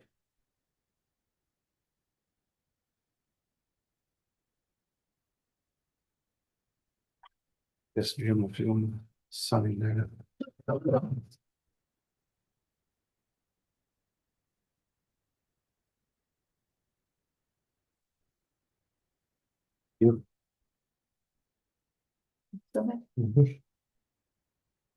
That's it. Should be all we need you. Thanks for coming. All right, thanks, you, guys. Tim. Yep. Good one. See you. Back to contract with Justin, here's the figures for the health insurance.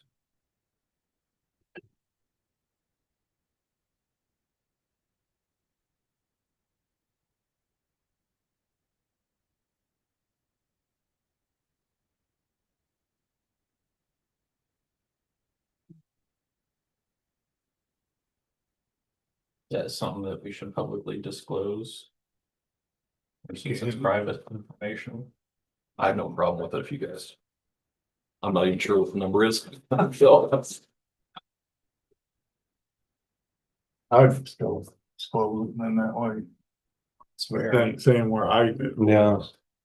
Well, 40, 1265 a month is about what you paid to insure. Can I just question?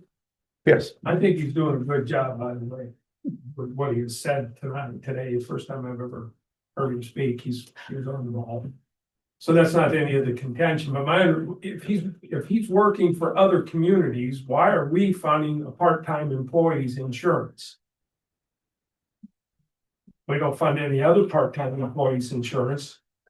Or allow them to contribute to have insurance, never have, now maybe that's changed, I've been asleep. So, but my question is, why are we funding insurance for a part-time? Cause he is part-time, he doesn't have an office here, he's not coming 40 hours a week, and he's working for other municipalities. Why aren't they contributing to his insurance? Now, I'm not against the gentleman having the insurance, trust me, one for insurance, I'd be living in a car full of bucks. And just to clarify, I'm 1099 because I'm not even part-time. I'm 1099. Okay, Yeah. all right, so again, he's subcontractor. I've subcontracted over the years, as some of you know, a lot for this county that never offered me insurance. I'm a little upset about that. Did you ask? Pardon me? Did you ask? I'd have to go back and check my notes, This one. Charlie, you got. but see, it's just something food for thought. I'm not against the gentleman whatsoever or him having insurance, but I could raise a lot of other hackles at other part-time people or 1099 people. But then I also ask for insurance. You'd be obligated to give that to them. Granted, he's doing a fine job, not arguing that point. Right. I Yes, agree. ma'am. Why as a county, why are we paying? If we're already giving him a salary, why are we paying for his insurance? I believe it was that or get a raise. Yeah, but my thing is that. Is that as, you know, he's in Pulaski County and all these other counties.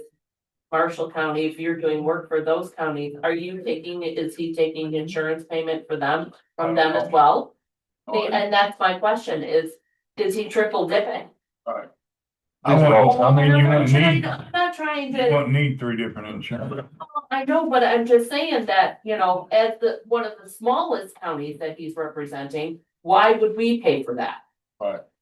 But I That's, believe that was the negotiation. It was either a raise, which is probably way more than that insurance, or the insurance. I think he's asking us. It ain't something we gotta accept, but I don't know why we would not accept lower money than cash. That's my If opinion. I can just kind of explain too why I asked. Again, I was just looking around at what other counties did too. I was trying to minimize, I guess, the hit to your budget and ask for insurance. I wasn't sure how much it was. I pay, I think, $600 a month to privately insure myself. And I'm young and healthy, God willing. Again, I was looking at Pulaski County, for example. I know with their last county attorney, he was making, I want to say 72,000 a year, plus he put his whole family on county insurance. And that's kind of where the idea, and that was Attorney Tankersley out of Pulaski County. I've looked around, because these are all public documents, of course, because it's taxpayer dollars that pay for it. I was looking around and some other counties do that as well, offer insurance. I thought this was a way to stabilize the amount that you're paying for another 2 years, which is not, these rates that I set were set at the tail end of COVID, not taking into account any type of inflationary numbers that we've seen. I think it's about $15,000 a year in insurance. I guess Yeah. that's separating up compensation to around, if you look at, the 54 plus the 15, it's about 69, which again is still less than Pulaski County, which is half your size by quite a bit. It's quite a bit less than Marshall County. I just look at what my counterparts do. Get this gentleman's point. I get it. Doesn't make me better, doesn't make me worse. I just have different qualifications than most people. I have a law degree. I am licensed. So when they say you have to offer it to all part-timers, well, that's not really fair.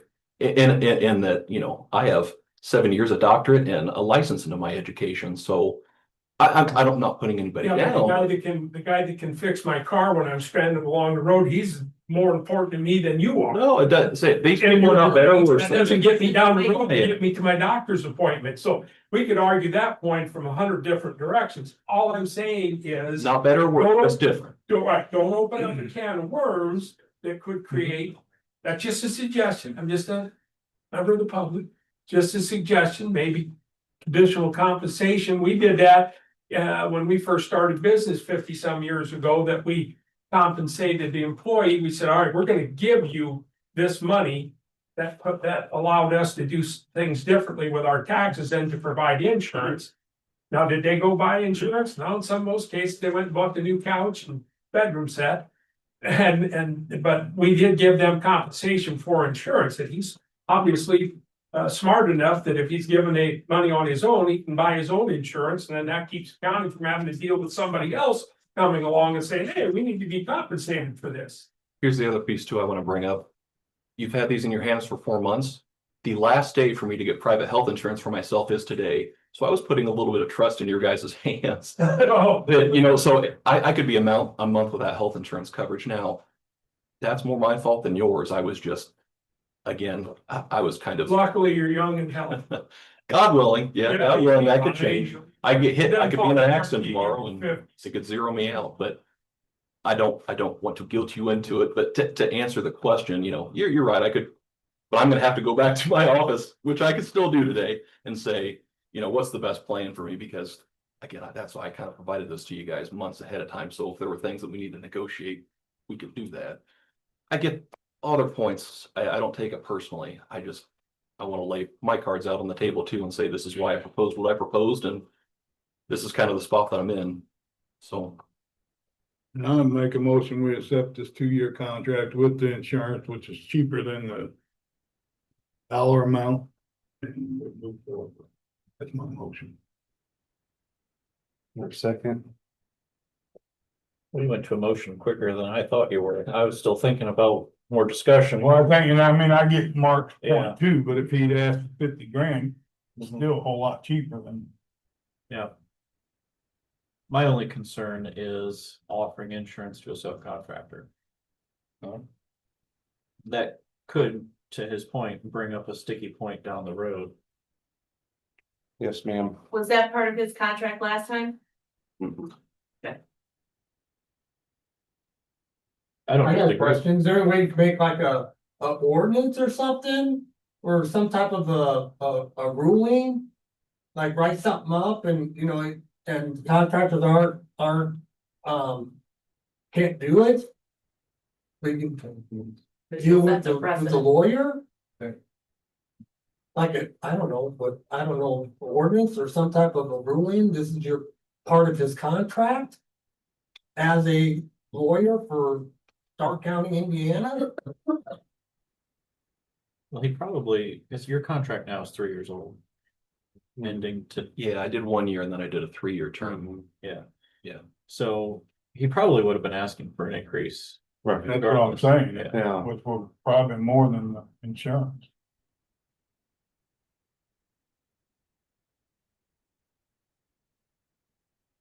Mhm. What do you think, Charlie?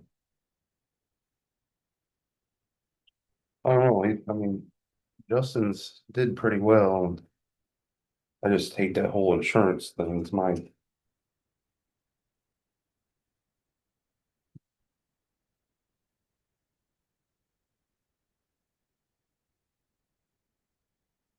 And to his defense, he did give it to us. I a few know, months well, ago. that's the thing. Yeah. I ain't gonna, I don't want. And the other thing is, he's continues, like if Mark were to come in and give a bid or whatever, he'd get a 1099. He's not gonna keep, like, It's temporary. he's continually Yeah.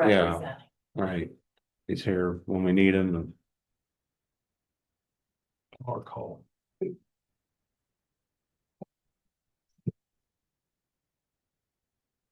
And the council did approve this. Yes, yeah, Was that unanimous? I believe so. Was it? I think it was. Yeah. So, Very cool. Did you ever finish your motion or did I cut you off? Finish it. he finished. Go to 2 years with the insurance.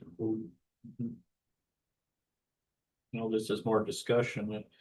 I wouldn't even have been opposed to 1 year since it's a contract change. You know, see if we had any issues with it. I don't see that we'd have any issues. But I understand Justin's point that he'd like to, Mhm. you know, Be able he's to got a fight. business to run. Mhm.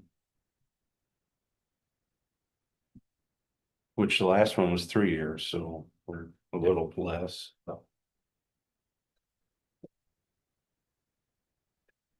right, well, I'll second Donnie's motion. And a motion and a second, all's in favor? Aye. Appreciate it, Jim. Just sign this one.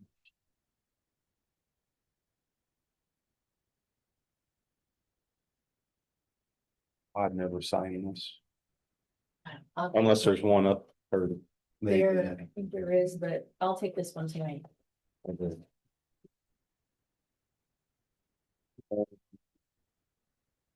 Approval of the 2026 reassessment contract. Guess that's. That was the one we, was it Nexus Group? It's less money than what we were paying, like quite a bit. Quite a bit. So.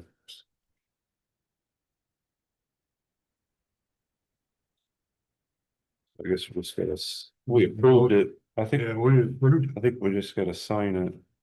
So we didn't have that then. Was that one that you and I approved? Did you see any of this, Justin, or?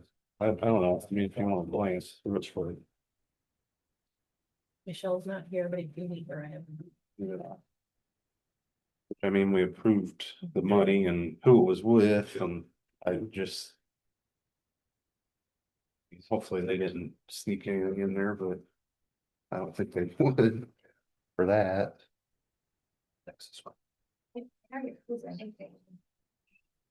Yeah, we don't have the contract Yes. in front of us. Yes, I have. Do you have? Yes, yeah. Okay. Nexus wasn't ringing the bell. Okay. It's for the assessment. Why didn't that sign that though? I don't think they had that. Oh. So we just gotta sign this one.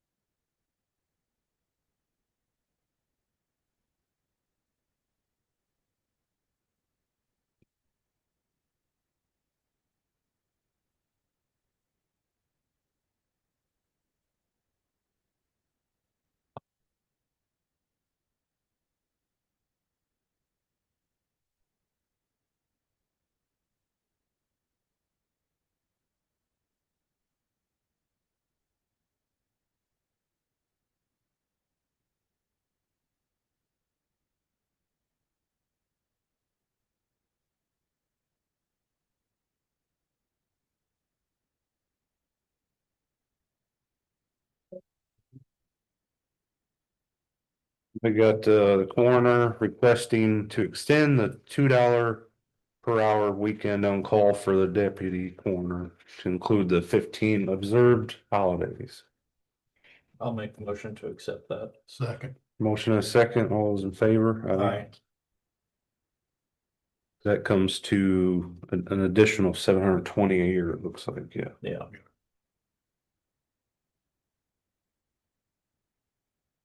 Then we got claims.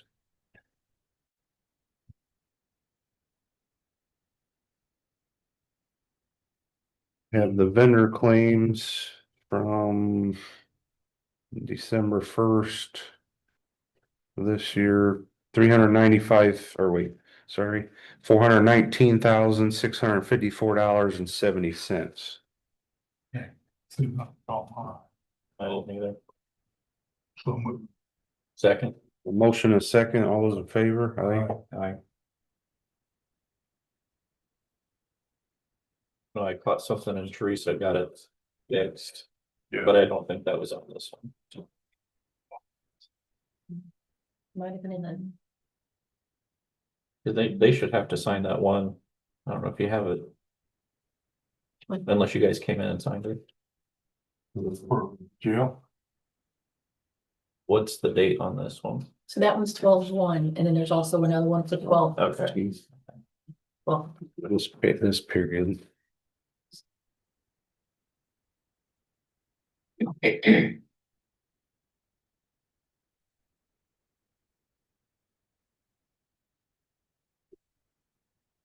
the vendor claims from, 12/15/2025 in the amount of $361,822.72.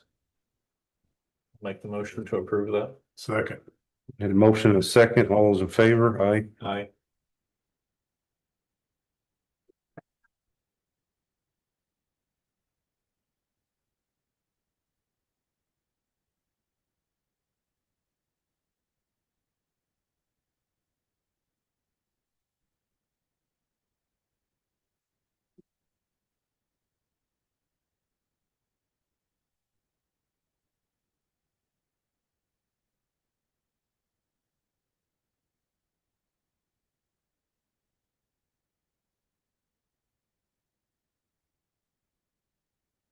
We have the payroll claims from 11/26/25. That was the pay date in the amount of $334,969.12.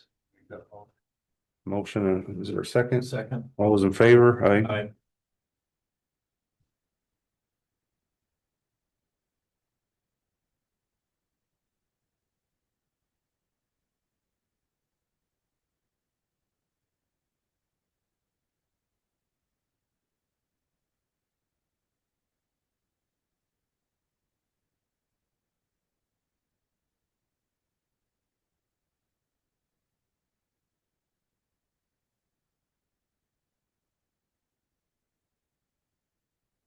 Another payroll claim from pay date 12/12/25 in the amount of $354,963.63.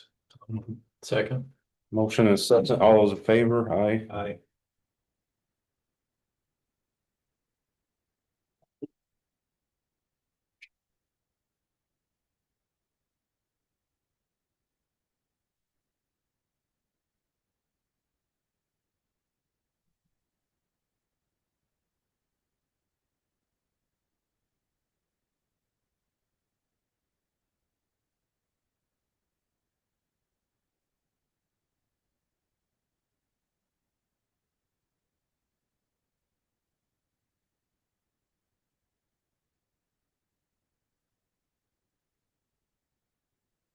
Like, the way you've got that written looks like a two. Me? No, Charlie's. Looks like you put Christmas on there. Oh, yeah. Cause Donnie almost did. the I same did, thing. yeah. What in the world? You're sloppy there. Just didn't want to get a phone call that we had to come back and sign Exactly. We were here on Christmas. Thank you. And then the meeting minutes from November 3rd. Motion to approve that. I'll make that motion. All in favor? Aye. Aye.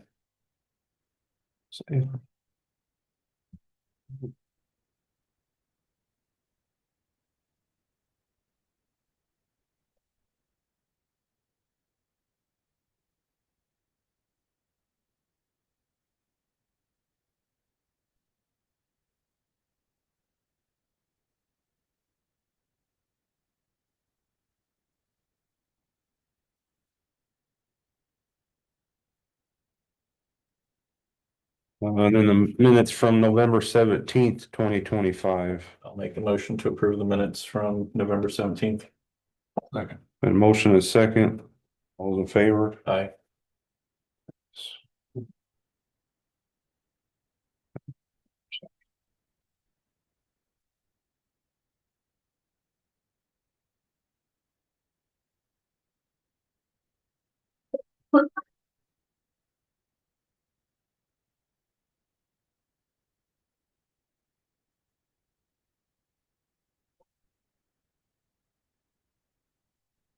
Sure, Charlie was at this one. I wasn't at that one, no. It's, I'll just write absent. I started thinking about it.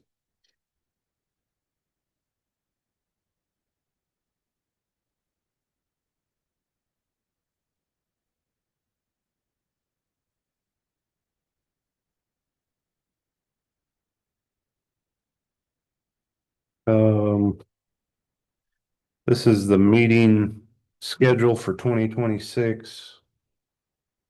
That's all the same except the house. Yeah, whatever we already set for that. Unless, Well, I was gonna mention on our second Monday meeting, which is at 9:30. What would you think about making it earlier in the morning? I'm okay with that. I kind of talked to the auditor's office about it a little bit. Yeah, because now it kind of falls in an odd, like middle of the day. Right, I guess my preference would be let's just do it early. as long as the public ain't gonna be offended by it. I mean, a lot of them, all of them have a 9:30. Oh, is that right? I'm okay with it. like 8:30 or, right? I thought that's kind of why we rotated it, so if people couldn't come to the night That meeting, they is- could come to the day That meeting. is well. Yeah. And I guess as long as we make it public, it won't Right.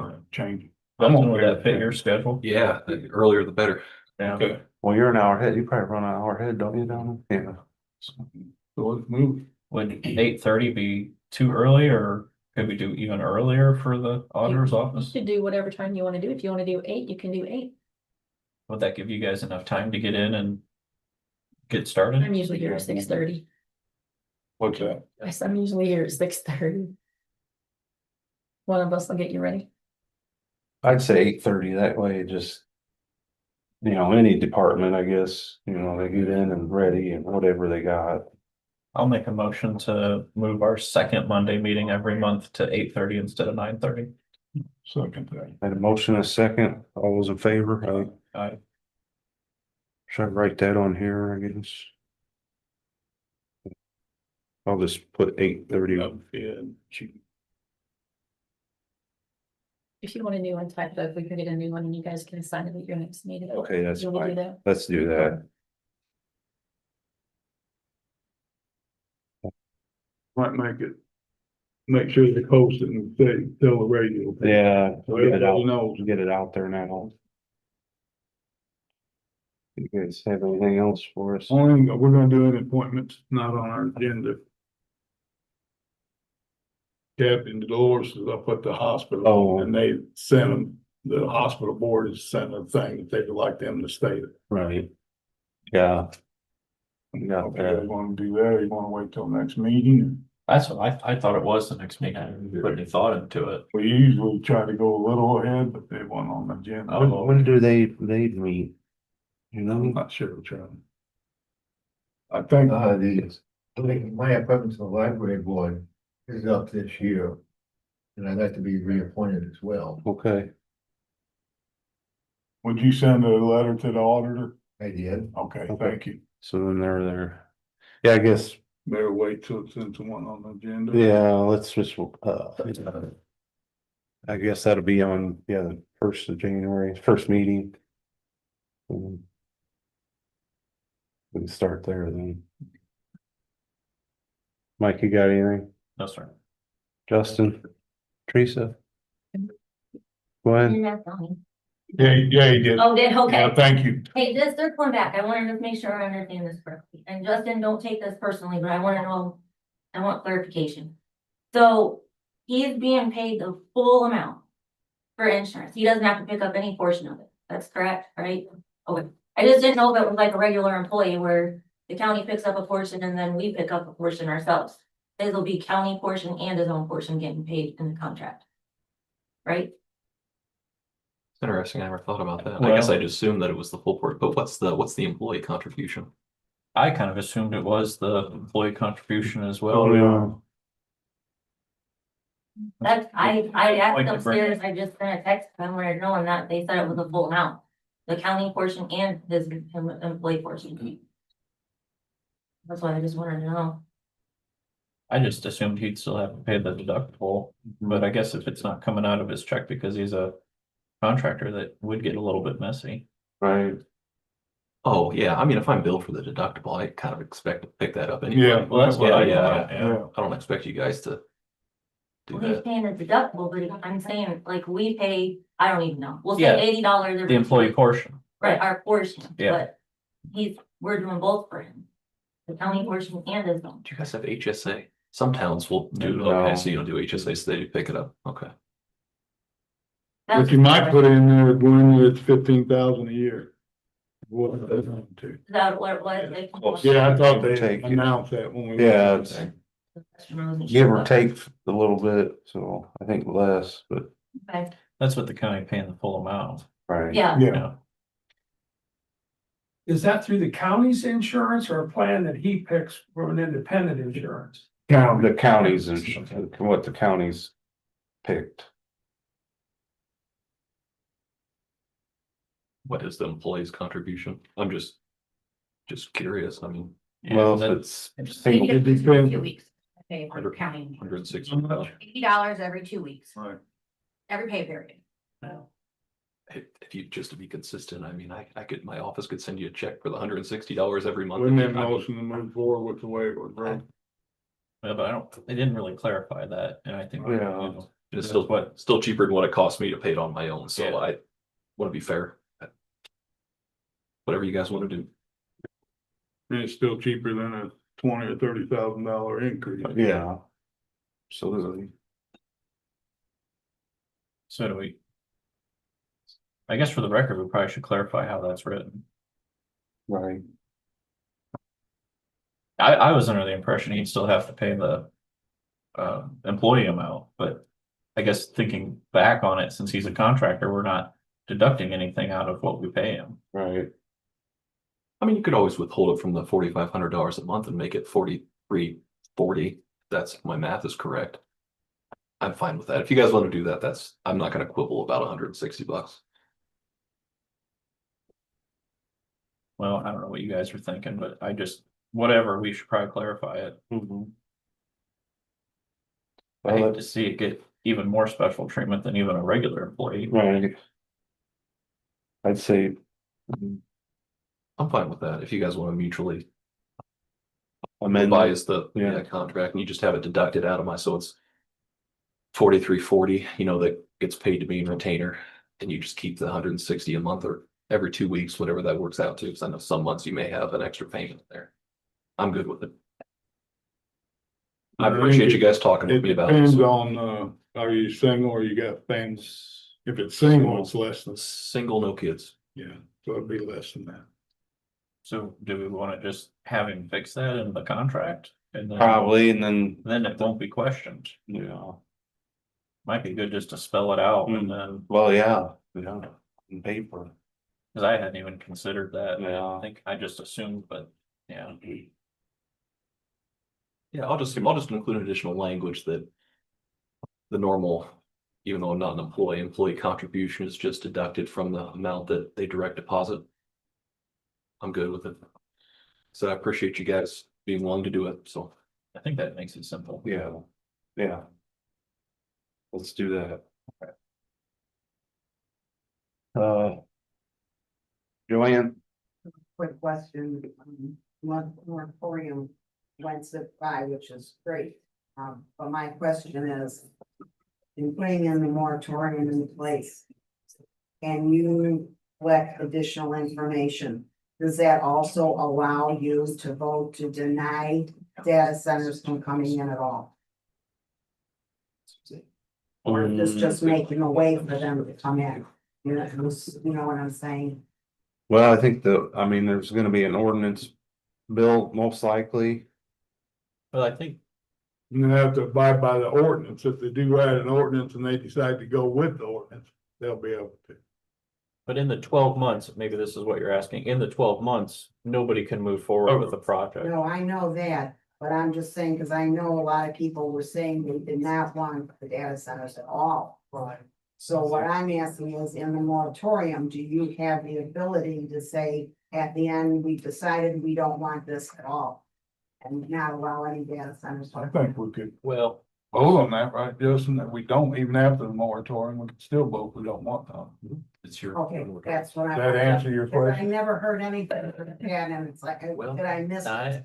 I think it actually, sorry, Donnie, I think it would probably have to be originated with the planning commission Right. because it would be a further alteration to your zoning ordinance. Okay. So since it's considered, it's weird that it's considered a change to your zoning ordinance, but it would have to, you could start with it, but you'd have to send it to the planning commission first, Yeah. or they can originate it and offer it to you. But it could still be stopped. Sure.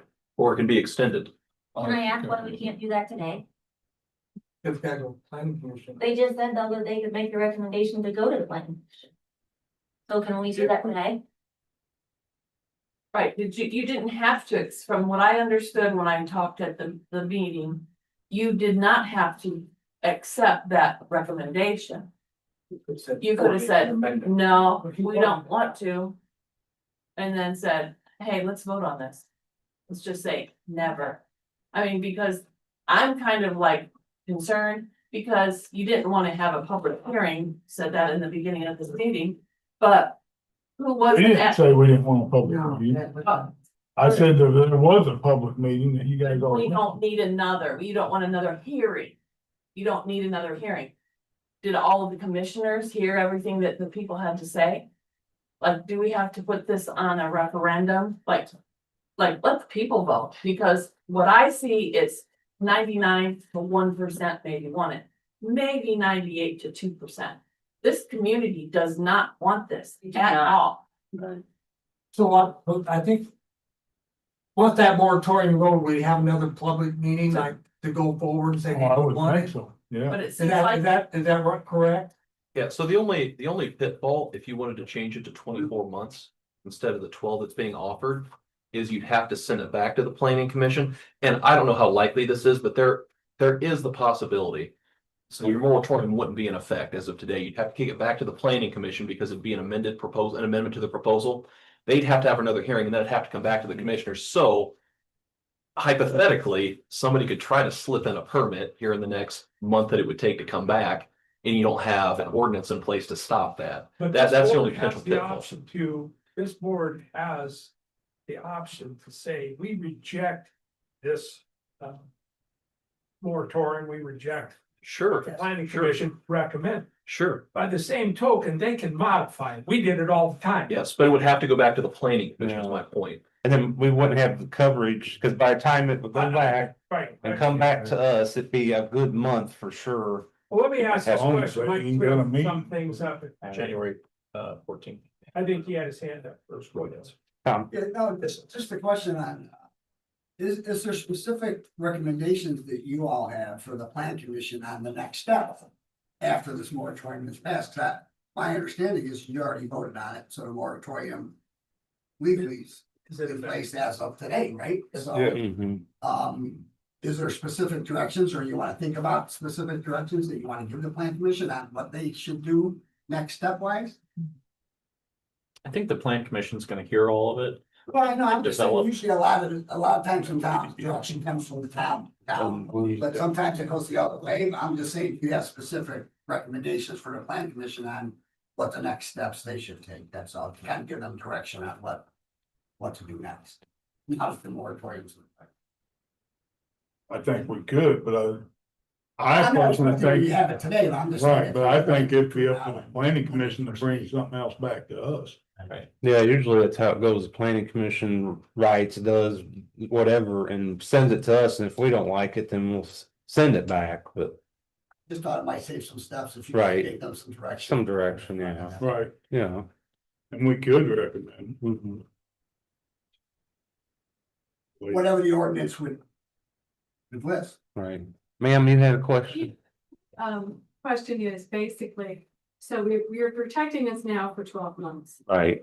So we need to start the ball rolling Mhm. for the next step, which is none at all. Did that go back to the planning commission one? That's where it has to start. You guys can make a recommendation back to them today so that they start moving on it now. Because in government, things move slow, right? So we need to start worrying about that now, not in 6 months. Yeah, but the planning commission can't just automatically say, no, we're not doing data centers. That's not our job. Our job is to do the research and see, based on current zoning law, how, if a data center can be built. We're impartial. We don't get that choice. You know what I'm saying? So we asked for a moratorium for 12 months. That gives us time to do our research, to do our surveys, you know what I mean, to do our studies and find the impact. Where in Stark County a data center could even be if there Where is. does the buck stop though? Maybe they just did it in St. Joe County. Who does that? Where does that stop? You gentlemen, right? But from what I'm hearing is like, well, we gotta send it back to them and then they gotta send it back to us and like. Right, when- so if they send it back to us, right, we can extend it and say, hey, we need 24 months. But it's still, we're evaluating the zoning ordinance and how data centers fit in that zoning ordinance if they do. But as We're not a saying no data centers. constituent, They're the only do I ones who have can to, say. do we as a collective have to hire somebody to be our voice? We as citizens, we do not want it. That's what we're trying to tell you. Voted in by the citizens. The citizens are all saying, no, we don't want it. How do we get it into a meeting that it comes to that point? We're done. What I'm thinking is, so you're going to do all this information. Like you're investigating whether we can have it or what, so why can't you just? Somebody comes to you and say, hey, we wanna put a data center right across the street here. Well, you, as a planning commission, you could say, we don't want one. No, Go your way. Because we're enforcing the zoning ordinances that they created. We don't get to interpret or say, no, there will be no data centers in Stark County. That's not the planning commission's job. Our job is to see where it could fit, if it could, the impact it would have on the environment, the impact it would have on water. That's What our about the job. people, impact on the people? Well, you are the environment, you are the water, you know what I'm saying, like, And how long does that take? at least 12 months. It's a lot of Maybe money longer. to hire people, it's a lot of money to do studies. So then if It's you not- do the 12 months, do we come up with another moratorium for 12 months? Because Well, that's we the haven't question. gotten- Can the moratorium be extended? You just extended, if I read it correctly, the moratorium on the solar panels, Mhm. correct? Yeah. Can this, by your action today, can this moratorium be extended in 1 year from now? Yeah, if it has to. Why are we? Well, who's making that decision? You know, if we don't want it. But. But we know that everybody doesn't want it. Well, hold on, just a minute. Hold on, No, just- stop. You folks are talking about what you want. You're not considering that everybody in the county may not want the same thing. Now, I don't want it, but that doesn't mean that I've got the right to go out and say, well, because I don't want it. These folks can say they don't want it and just end it here. You can't do it that way. But also they could say they want it. They could. But we are the people. Well, I'm the people, okay, I'm the people too. I'm gonna take a different position. I want it. I'm gonna say that. I don't. Okay, want it. I know this. I'm taking that position. And so if these folks say, well, we're just gonna decide because you don't want it, we don't want it, that's wrong. And I would have a lawsuit, I could go after them, that's not right. We live in a democratic country where everybody has a voice. And if I want it, I have a right to have a voice in this. And you don't have the right to tell them, well, we've got to do this because we want it. Because other people may not want that. At the We have to beginning of go. the meeting, we we did not have to- say it, we said We have, but Republic, right here, you're not saying, democratic. what to the we're Republic. saying now, what you're telling them is, you decide it now, so we don't have to worry about it. We can't do that. They have to have a moratorium, they did that. And there's gonna have to be another hearing where everybody has a right to speak again. If everybody comes to They that. said they're not gonna have a hearing though. Okay, ma'am, let's just tap the brakes here for a second. I'm currently the president of the Plan Commission, and anybody that comes to my meetings knows that I make as much public as possible, probably more than the requirement. There will be lots of meetings and lots of discussion on how this happens over the next 12 months. Everybody's going to have lots of opportunity to weigh in on this. That's not really a conversation for today's meeting because we're not going to make any decisions on this today. This is going to start at the Plan Commission. And then once they get favorable recommendation and there's another public hearing, then it will come to the commissioners. The commissioners then will have the same opportunities they had today where they can deny it, make changes, or they can set their own public hearing if they would like to. So there's lots of options, lots of steps though that have to happen between now and then. And to this man's point, you're exactly right. Most of the community doesn't want this to happen, but we need to hear from everybody. We have to give them the opportunity to speak. So that's why we have public hearings. That's why at the Plan Commission meetings, I make as much communication happen with the public as possible in those meetings. I got a question. His meetings are open to the public also. Okay. Planning commission. Right. I got a question. Is there any way that you can have a special vote? Besides going to a meeting, put it on a ballot? And that's just that everybody has a chance to vote then. Yeah. You can't say, well, because some people are working, they can't come to the meetings and who don't want it. I mean, what's a good way to? Yeah, We have to ask our clerk. and see Well, if- I And think then there a was, special referendum yeah, to be voted on, that, special referendum. that would be tricky to do, not impossible, but tricky. But I would recommend talk to people you know. You can email us, because that's kind of how I take a feel for what the public's thinking. We also had the public meeting that, like you said, was overwhelmingly in support of at least the moratorium. But email us for sure, because we get emails all the time. Yeah. And it's good to hear from people. It's good to hear what people think. It's public, because I looked. Oh, absolutely. yeah. On the county website. Yeah. Yeah. Numbers are right. Can I change the subject just a little tiny bit? Yeah. Sure. You've extended the moratorium on the solar panels and. Oh, we have not. And I've Oh, heard yeah. Oh, that's the vote Oh, it's gonna be. needs tonight. No, I'm sorry. No. it's January 14th. Oh, no, sorry, yeah. Yeah. Well, yeah, okay, sorry. Well, it's coming up or it has been Yeah. done, whatever, but my point is this. Do you have something wrote down, how many acres of solar panels are earmarked for this county? Good speak for them. Yeah, right. Quite a bit. I don't know if we can, Mark. We should be able to come up with it. These Okay. one. I know that recently there've been, other communities, Monterey community has had people that step forward and said, yeah, they're gonna sign their farms up with Mammoth. I'm just wondering if, because I guess it's really kind of a valid point.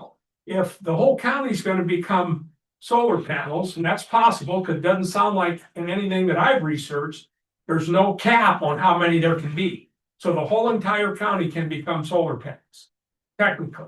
But there was in the beginning, there was a cap on the acreage and. Well, but it doesn't spell it out where it's at least for a dummy.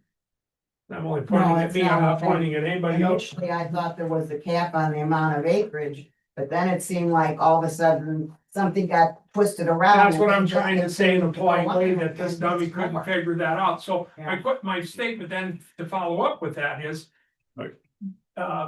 Can we extend the moratorium, because that's what's in place. Okay, and the reason being is you have a planning commission that has to rewrite the master plan. There's all kinds of work that has to be done before this new ordinance. And then that's gonna be tricky on how it's gonna stop water usage and noise and so on. Nobody other community's been able to do it. I'm just gonna be interested to see how that folds out. But my point is that maybe there'll be no place for a mega data center because it's all gonna be solar panels. So we need the time maybe to extend that and know that we can extend that, because if the solar panels have no limitation, literally the whole county can become solar panels. And then where are you gonna put one? Tear down the school and build it there? So No, the only we won't thing, do something that extreme, of course not. the only But I'm thing, saying is we better think this thing through all the different angles, because here's the point. If this is a national thing, which some are pointing to that and blah, blah, blah, we're doing our part.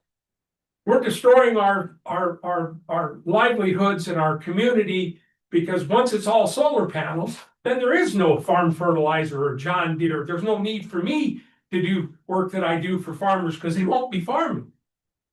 We've allowed them to strip topsoil from these fields instead of building berms so you can't see them ugly things. No, we let them haul it off and profit from that. So now those fields some of them fields are useless. Where I grew up, the old Rose Farm was already sandy, loam soil, and now there isn't even that left because they've stripped it all off. Yeah. And so if we're doing our part, we're contributing to our national well-being by having solar panels. Let somebody else carry the ball in this other in the future. Make sure we have all the instruments in place to address that, because this is starting to turn into something bad, because none of us are going to get a rebate on our property values for taxes. They're not going to come and say, hey, because you got solar panels surrounding your homestead, that you're now part of real estate, you're not marketable for what it might have been worth, what you're being taxed for, but they'll not adjust that. Can we put that into place at some point in time? I don't know. That'd be for the learned legal scholar. But the point is that make sure we've got mechanisms so that we can go, whoa, what's going on here? Because we don't seem like we have a mechanism to stop solar panels whatsoever. Cause I, on Mark's thing, conservation as far as where the animals go to. Her mom, she farms 17 acres. I mean, somebody else farms it, and her crop was devastated. I mean, and she depends on that money from that farm crop to pay her taxes. Decimated. Every day we chase deer up because we are. Did you have nowhere We're to go? enclosed because we have solar here, solar there. So these deer are stuck. They don't have They don't their, know. they don't have their patterns, or what do they call that? Right. They They're have moving nowhere to go. So what are they gonna do? Eat my mother's crops that pays for her taxes? That this year she didn't get anything. And eventually, when it's all so crowded that they have to move up and down the roads and people are hitting them on the roads, everybody's insurance is gonna go up. And that's a reality that's coming. So let's make sure that we don't set our haunches in that we're following the law when, I don't know, it doesn't seem like anybody else in this country follows the law. They allow them to destroy cities all over and allow them to keep out federal authorities where they have jurisdiction and do this and do that. Let's don't go down that road. Let's be different. Let's stand up for the people. And I believe you gentlemen are trying to do that. I really do. And I know that one gentleman I've known forever. I want to call him my friend right in public. Now, he may tell you afterwards, I don't know that SOP. But I've known him forever, known his family forever. Okay? And so let's just be careful what we're doing. Is all I'm saying. It's enough said. Thank you for taking it. Just real quick, I want to clarify something so you guys aren't getting in heat. You were talking about, they said they weren't gonna have another public hearing. That was for the Adams Sword situation that was on the agenda, not for Dad. Oh, okay. So, Because they I mean, said we've already had a public hearing on it. I'm like. Right, yeah, that was when they spoke with Adam Sword on the agenda. Oh, thank you. Yeah, I just wanted to clarify that. Thank you. Thanks, Gwen. You have a tough job. Yeah. You have a tough job. Yeah. Any other business for us? Could I clarify, when are you going to decide if I get reappointed or not? Next meeting. in January here. January, First meeting in January, January 15th. 5th. That's after the first meeting of the board in next year. Well, but you're not unappointed from a position as a board member, whatever the board is, Now, until that commissioner's council or whoever is making that appointment, you'll continue to serve. That's always the way it's been. You will continue to serve unless otherwise notified. If they intend to replace your position, you need to be notified. I mean, Well, like you said, he can stay on the board until we make a decision. yeah. That's right. Yeah, I mean, all And- along, and- yeah, do the three of you have any objections to my being reappointed? I don't know. I don't have any. I hadn't even looked at appointments because I thought we were doing that in January, so I'm kind of surprised we're even discussing them in December, to be honest with you. Last year it was done. Yes. I'd say just plan on staying on there and then once we vote on it, it'll be official, so. Thank you.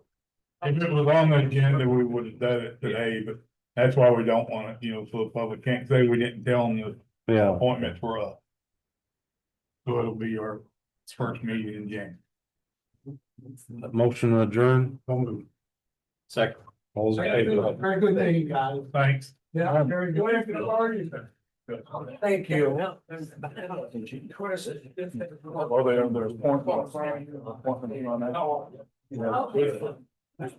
But then every year, well, we get some. It's.